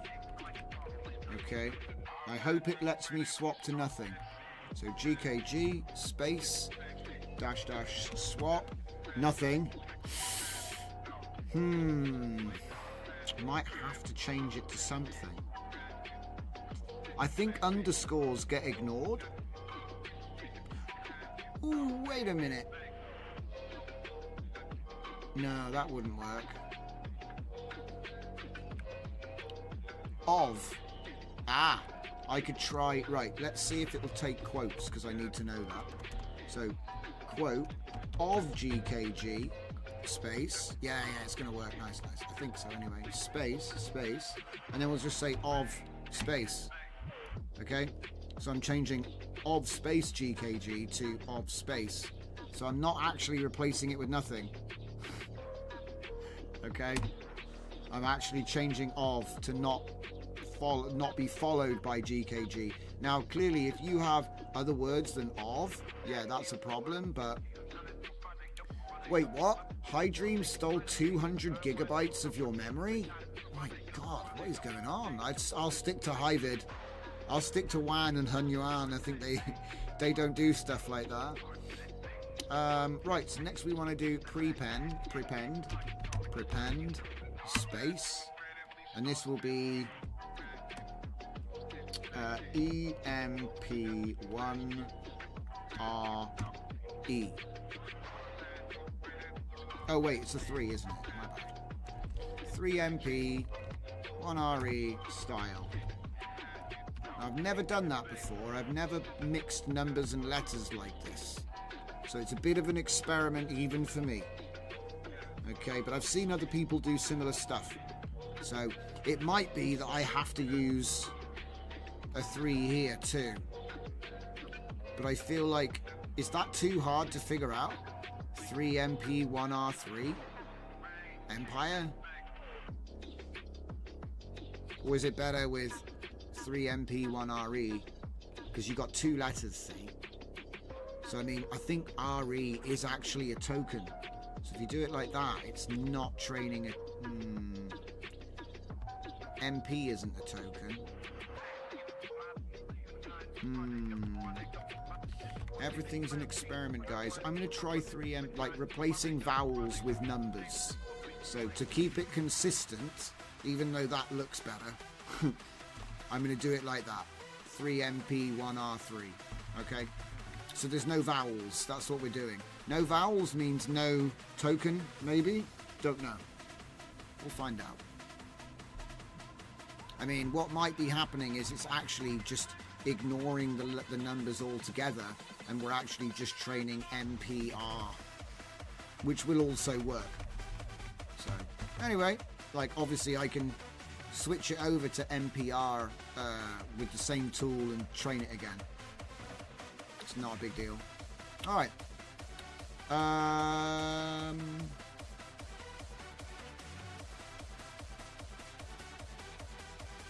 And then I don't need to add append or recursive, and I'm just going to do it in place because no. Dash.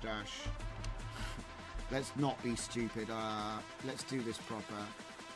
So if I go back here, so test, edit. That was the whole point in giving it the extra thing as an option. So I could do that. All right. Ooh. Found 100 text files to process. That's a good sign.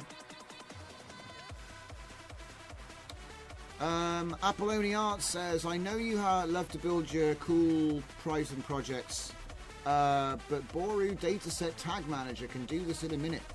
Yes, I know. And to be honest, I have something called, well, I've got Adobe software that'll do it in record time as well. As a matter of fact, if you really want to know, there's only one thing you need.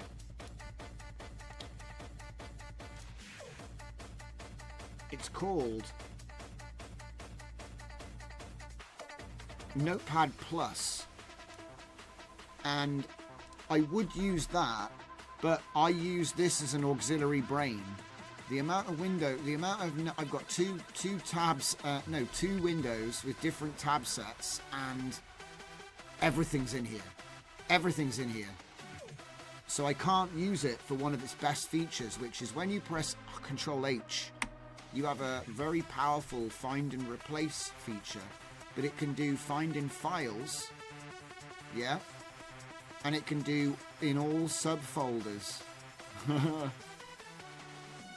And like, this is what I was professionally trained with for doing like mad bulk actions, you know.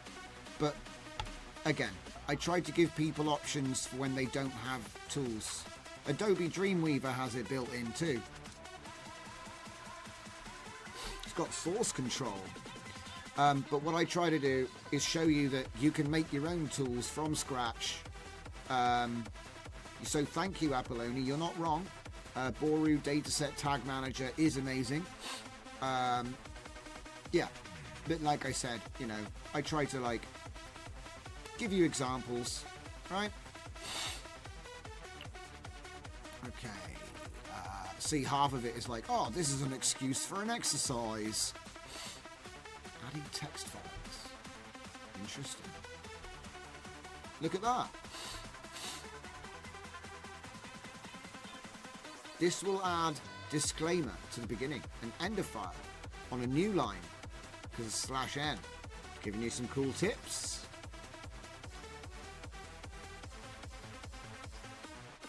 I'm just checking the README instructions now, you know. It looks good. I might actually just put this out. I kind of like it. Nice and simple, nice and easy. Doesn't even have any rep. I need to get rid of the whole install bat and run. You don't, maybe take away the activate environment so it's like, because there's no special, yeah, so I would change it for that. But anyway, there's like no packages, lightweight caption editor. It's got prepend, it's got append, it's got swap. So anyway, yeah, I'm just gonna say yes. Sort of umming and ahhing over it, right? Let's see what it actually did though, because it might have broken everything. Let's find out. Empire data set for style set Empire.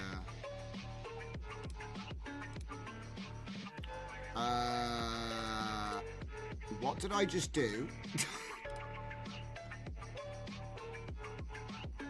Huh? Didn't change, mate. It didn't change. That's weird. Space Empire, dataset, style set, Empire, battle1.jpg. What?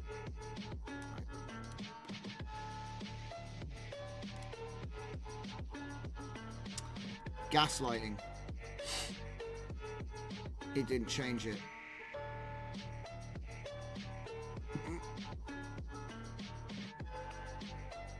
Oh no, wait, yes it did. I know why I'm being an idiot.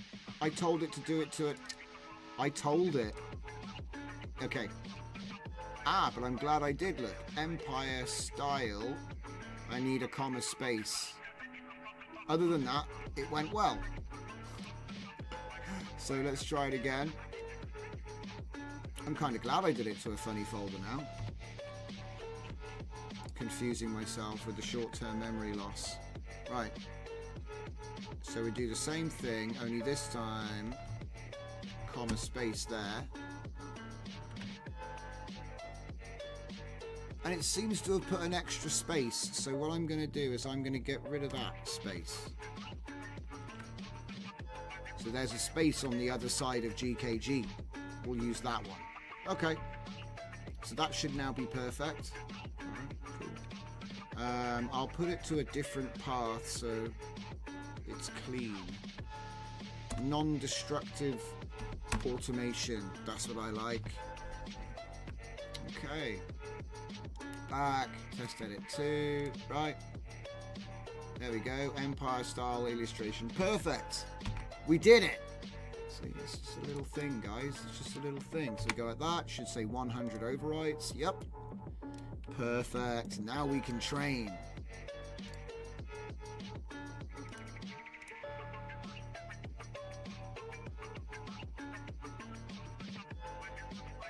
Okay. 3MP1 R3 style. All right, we did it.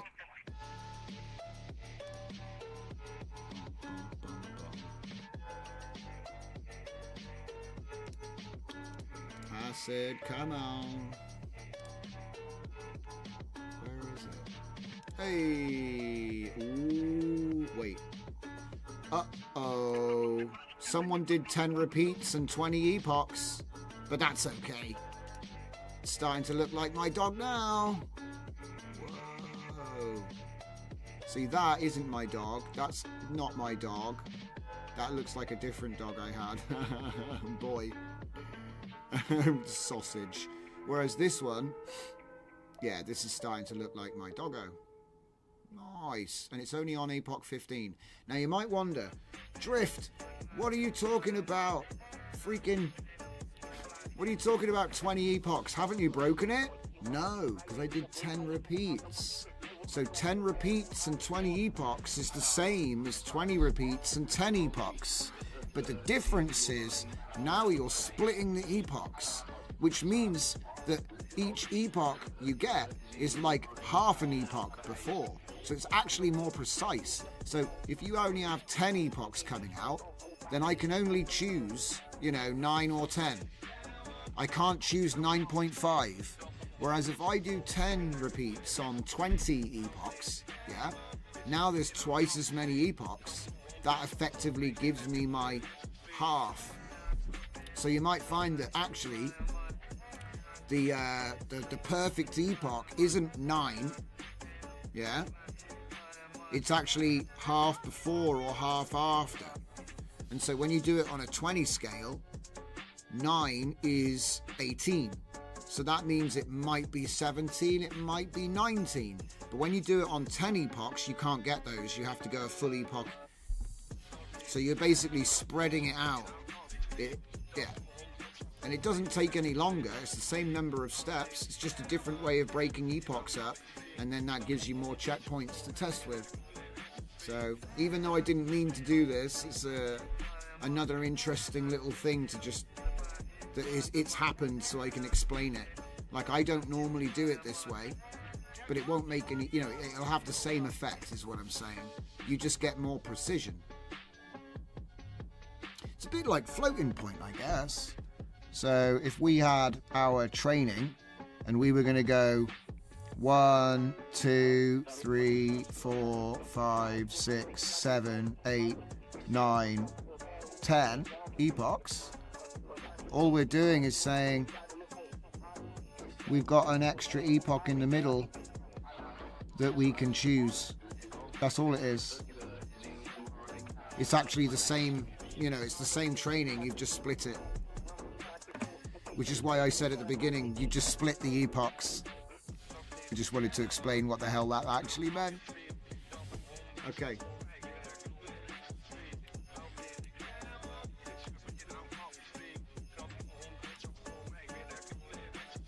no way I already added it.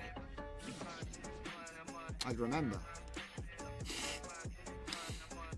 Style model. Whoa, whoa, whoa, whoa, whoa, whoa, whoa, whoa. Whoa, whoa, whoa, whoa. Video training on Civet? Whoa, whoa, whoa, whoa, whoa, whoa. Whoa, whoa, whoa, whoa. This is huge. This is huge. Oh my god. We've just stumbled. That's appeared today. I've already trained 4 models today. This just appeared. It says available to subscribers. I am one right now because I'm doing a load of training, so I subbed to save some cash. What are we going to do? What are they going to train? I need to know. Dudes, if video training appears on Civet and it's for WAN, I've got 120k. I'll burn it. Oh my god. Well, what models are there? They actually do have quite a few. So if we go to video, they got WAN. They got Hailuo, Kling, Lightrix, that's LTX, Hyper, Mochi, Hunyuan, WAN, and something called Vidu. I don't know what that is. I've never heard of that one. I don't have any. I've not generated. I've tried. I think I did. Oh, and they've got image to video as well. Look at that. Start from video. Start from an image even. Do you know what? WAN. Start from a video. 1-to-1. 16. Let's go 16 to 9. Professional rock climber. Get out of here. No. Look a lot. Ha ha ha ha.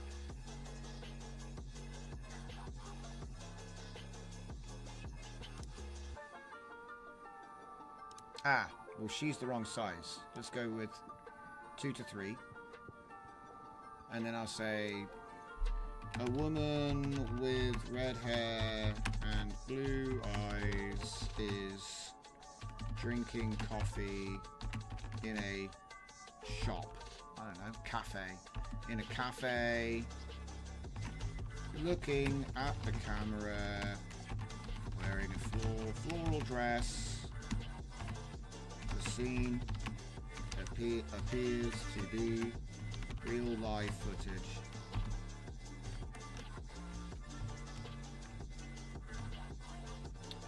What's it doing? Did I give it like some kind of crazy upscale or?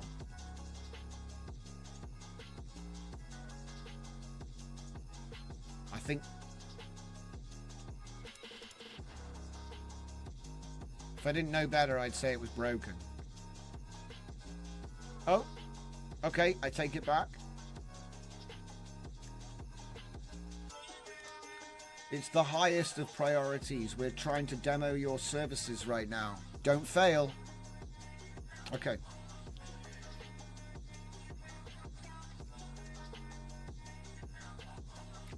WAN 1.3 billion. Yeah, I know that, Dragon, but this is the thing. When I train Hunyuan, I don't train Hunyuan in quantization. I train it in 720p with 3 minutes of video on H100 for like $100. And that's just a test. Because people need to know what the best is. You know? I know you can use the low quality, and low quality, but honestly, it's like I'm thinking to myself, if the capability is there, people need to know that if I put $20 down, I'm going to get this. And if you go to the alternative is spending $20 to $200 a month on Sora or, you know, some other site, and it's basically a slot machine. Do you know what I mean? You might get a good video, you might not get a good video, and I can't. Well, yeah. So, but yeah, I'm not against it. You know, go for it. But I want to train the 14B in 720p. That's what I want to do, because the difference is like night and day. But yeah, I don't disagree. How hard can you push Civet? Yeah, exactly. Well, that's why I'm pushing a 960 by 1152 and asking for 5 seconds, because I know you need more than 24 gigabytes for that. 5 seconds at HD. So either what will happen is one of two things will happen. It'll either fail, right? Or it'll come back small because they made it tiny. Do you know what I mean? Because that, you know, there's got to be a restriction. There's no size here. It didn't say I'm going to resize your video. It just said aspect ratio, please. The heck is draft mode? Draft mode will generate videos faster and cheaper with less quality. Oh no, it's like no steps. I bet you that's what it is, like no steps. It's smart though. It's smart. Anyway, so we're training right now, not generating. Thank you very much. So this is going to be 3MP 1R3 style. What's it? DJZ Empire style. And it's not got nothing to do. Do you know what? I'm glad I'm calling it this, because if I said Space Empire, it would just be Star Wars. You know what I mean? It's not, you know, you can't say Empire without it meaning Star Wars these days, right? It's kind of funny. Yeah, it takes the heat off the British though, I guess, right?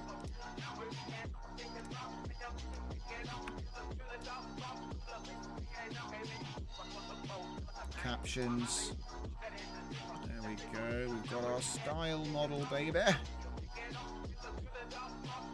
I did. Yeah, I'm sure I picked style. Okay. I can check afterwards if I didn't. If I didn't, then I did.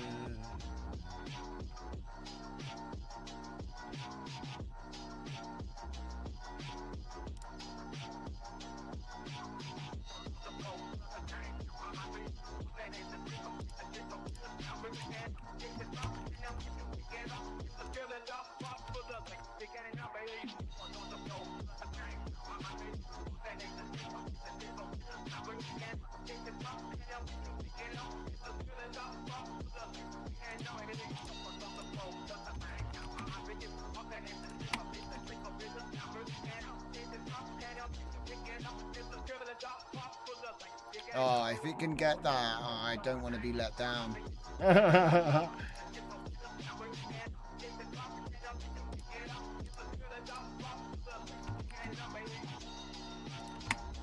Man, there's probably still a lot more I can do with the curation there. I'm sure a lot of them, there's going to be ones that have snuck through that I didn't even notice.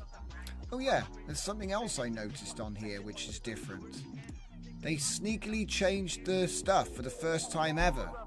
They changed the network dimension to 32, which is strange because it should be 32. Back in the day, we all used to train in 32, 16, 64, 32, and also 16, 8. Okay? Now, I've been doing 16 for my network alpha on Civet forever, and we've been running 8 because it gave better quality. Alright? But for the doggo, I tested it with 32. So for this one, I'm going to test with 32 as well. Essentially, it's making the dimension higher. It used to affect the size of the LoRa. Okay? So it'll be interesting to see how it comes out. But anyway, 2,200. Let me just make sure I haven't done the whole thing yet. So you want to go for 1,024, which means you can only have 2, which means we're going to go with 20 repeats as normal. In fact, that's a point. No. Because if I do 10 repeats, when I go, because I've got 100, okay? I'll show you. If I go 20 epochs now, it's going to be 100,000. It's going to be 10,000 anyway. Okay. So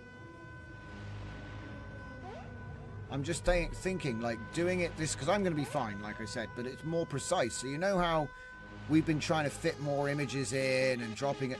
If you do less repeats, you can do more. You can get closer, because you don't have to go like 8 or 9. You could do 8.5. Yeah, and just squeeze a few more steps funny actually. As a matter of fact, you could probably just beat the system. That's actually funny. So 1 repeat, 200 epochs. So it's still 10,000 steps, okay? But you can literally go all the way up to the 199th epoch. So it's subdividing the epochs so that you can milk every last step. Because right now I've already optimized it, okay? I've optimized it so that if I do 20 and 10, it's literally, you can't have another step. I'm steps maxing. 100 images, 10 epochs, 20 repeats. That's your lot. Can't have any more. They'll literally refuse the training if you have one more step. Nothing else needs to change. I would only change anything else if you know what you're doing. I used to use 3 as my min SNR, but with Flux I just use 5. So Empire style, rifleman, soldier, rifleman. Can't I get a scout in there? Yeah, let me see if I can find a scout. A dual wielding maybe. Soldier, rifleman, scout. Where's my scouts at? Oh, there we go, got one.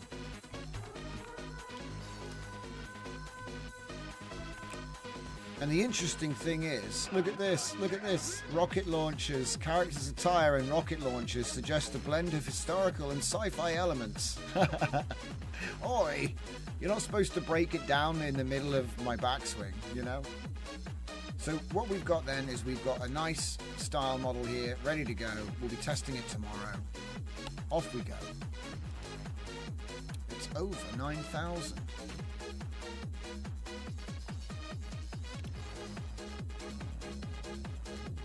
Pending.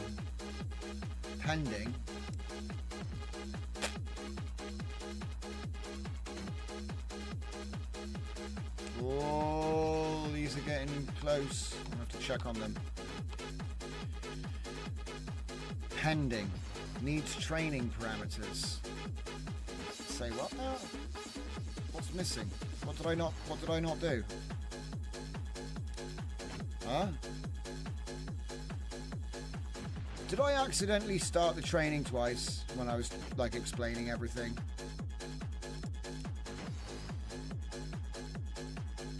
What? I think Civet must have just derped out on me because I know. Yeah, we already did all this. Okay, we'll do it again. I don't know what's going on with Civet right now because it just literally told me, and it took the money as well. It took the money. It was like, yeah, thanks for the money. By the way, you need to finish filling this in. So how did you take the money then? Because, what I type in here determines how much they take. So I guess... Hang on. What's going on here? It's already training. Okay, do you know what? Just close it.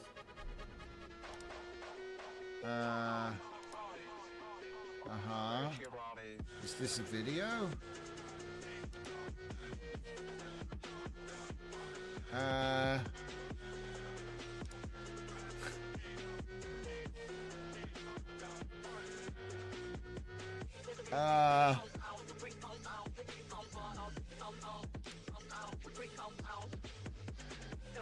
Yeah, I'll get back to you on that whole Civet AI running video thing. I don't want to recommend it unless it actually works. I want to say this right now.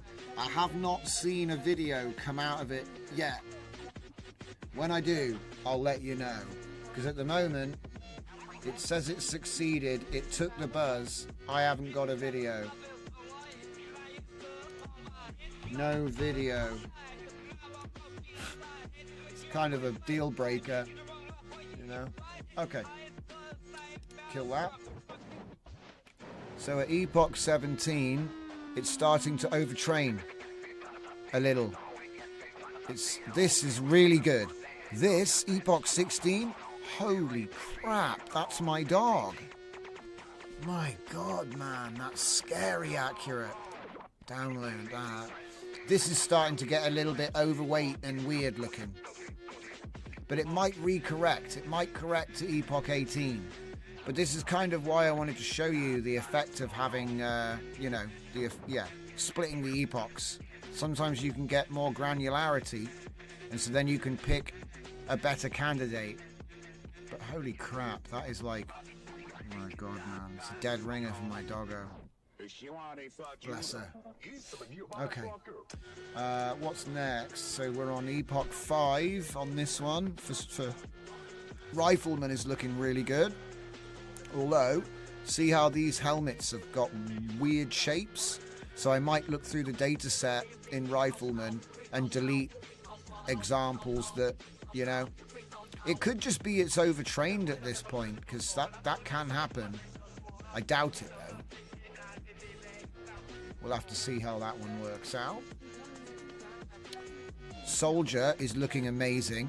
I got a lot of hope for Soldier. I think it's going to be really quite consistent. But we got to wait for the later epochs to come out.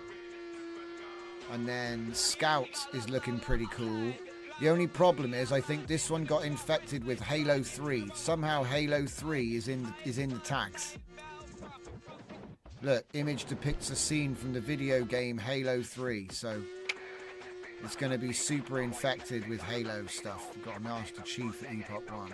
It's not what we wanted. So yeah, some editing to be done on the Scout dataset for the captioning. Other than that, it's looking pretty good.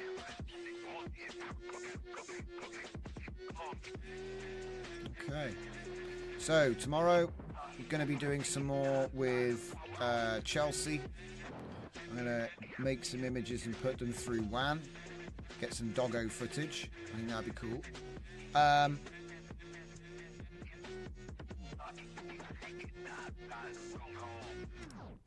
Oh, that was it. This one is a test, so I forgot. We've actually got results. Oh, okay. There's some results for you.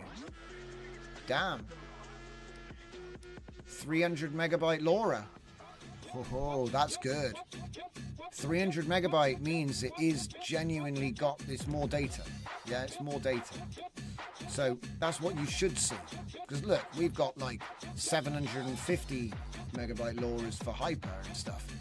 Right, so if I go into testing, the last one I did was 74. Look at that, it's more than double the data. I'm gonna have to try it out now.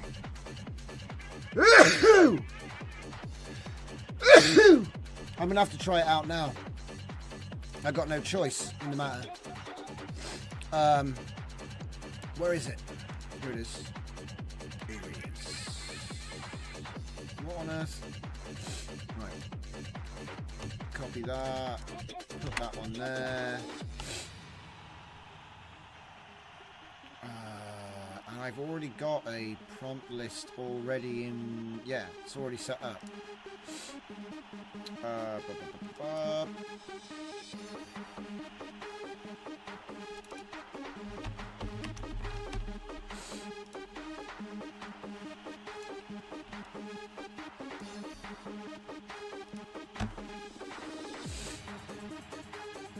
The Fishman was courtesy of a vascular gamatron. Where is it? Big Doggo. Right? Now, we're going to use it in... Where is it? So we can... There. Text to image 1.0. Where's the project name? Project name, have I not got one? Oh my god, I'm so lazy. No, it's here.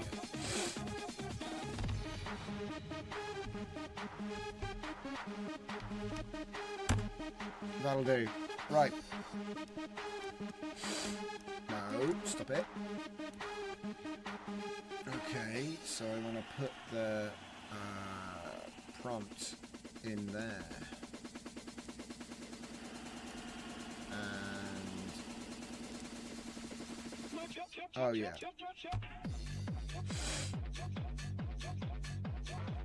There we go. G, D, G. No. What? Doggo.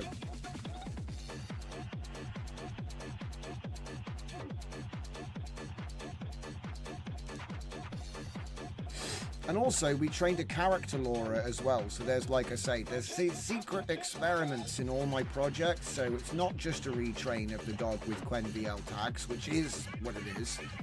But it's also a test on splitting the epochs and... Jeez. It's getting late, guys. I'm nearly about to disappear. Let's do it.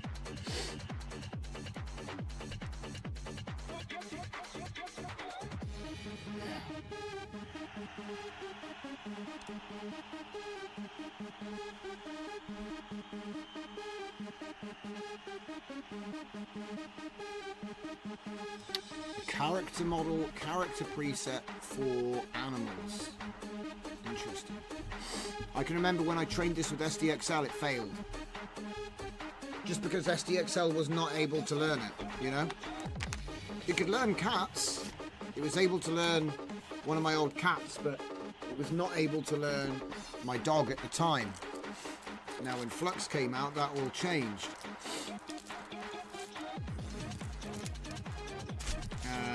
But I've been using style models to do that. Style training, which is a little bit different. That's why there's different presets.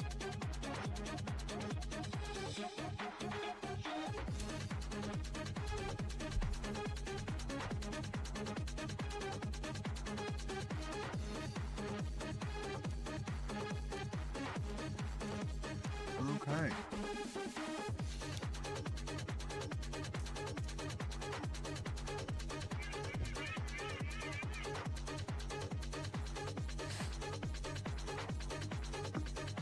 You know, it's funny.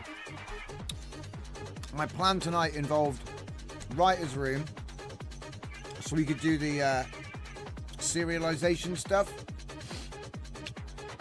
and obviously a little bit more special effects.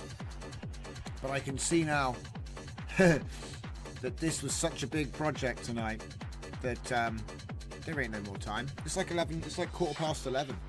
I should have gone home like an hour ago.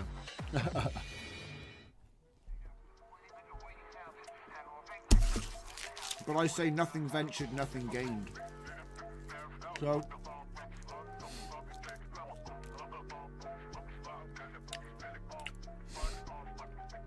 just to finish off what we're doing nicely, we'll get the result with this image. If the image is good, I'll share it over in images.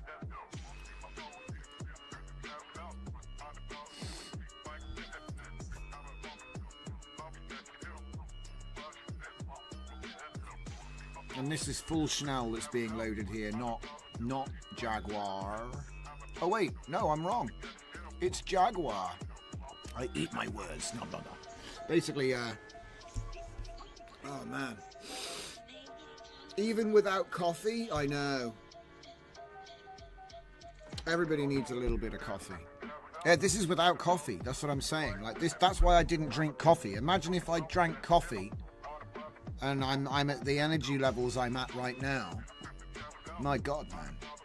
I'm gonna have to go and like punch a bag for 30 minutes before I go to bed tonight. Too much energy. But this is the thing.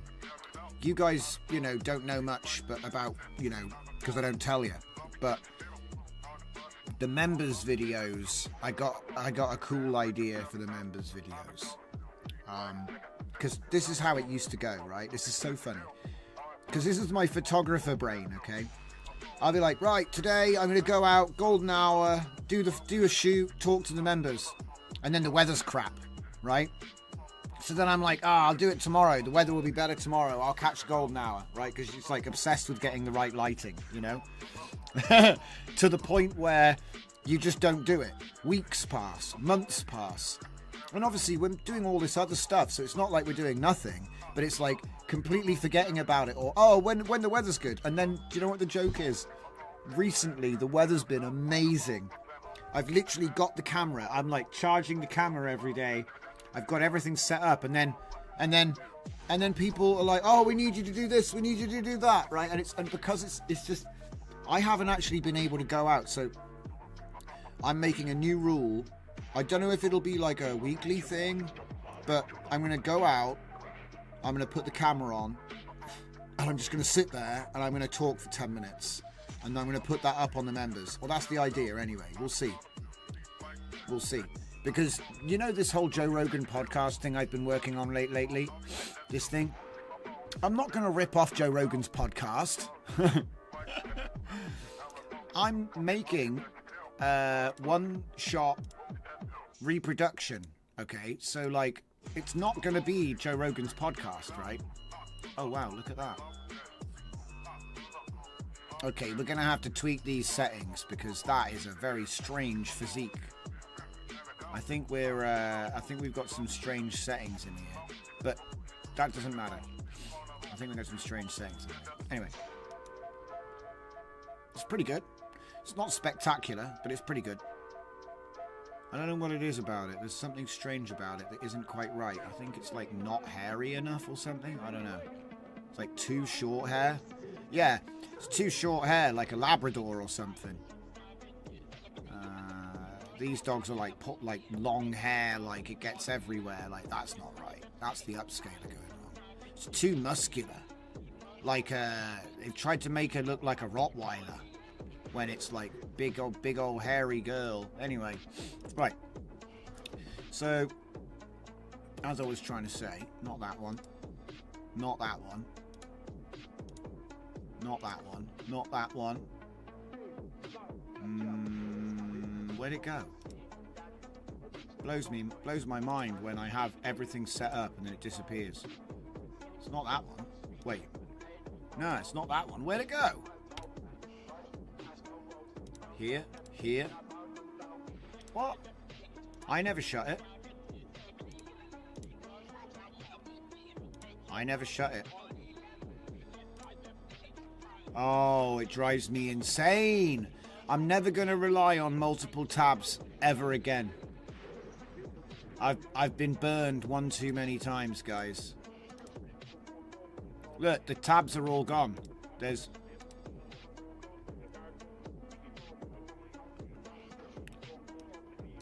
What? So where's the massive workflow I was working on? For like... So stupid. I'm just glad that I kept that. Unable to... I think my comfy UI is bugged out, guys. I'm just going to call it a night. Because basically more and more things are like not working. Like literally now it won't let me drop the workflow in there. You know what I mean? Like, getting gaslit. Hardcore gaslighting from Comfy UI. Okay. I've started, so I'll finish. Damn it. Output, yes.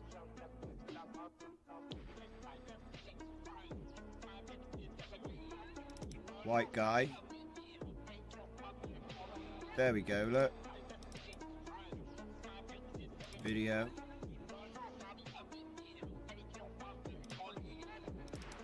Scene.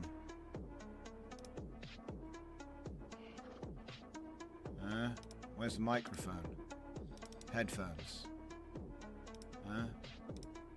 What the heck is going on, eh? No microphone. Let me guess. It's saved somewhere strange, right? That's it. We're done.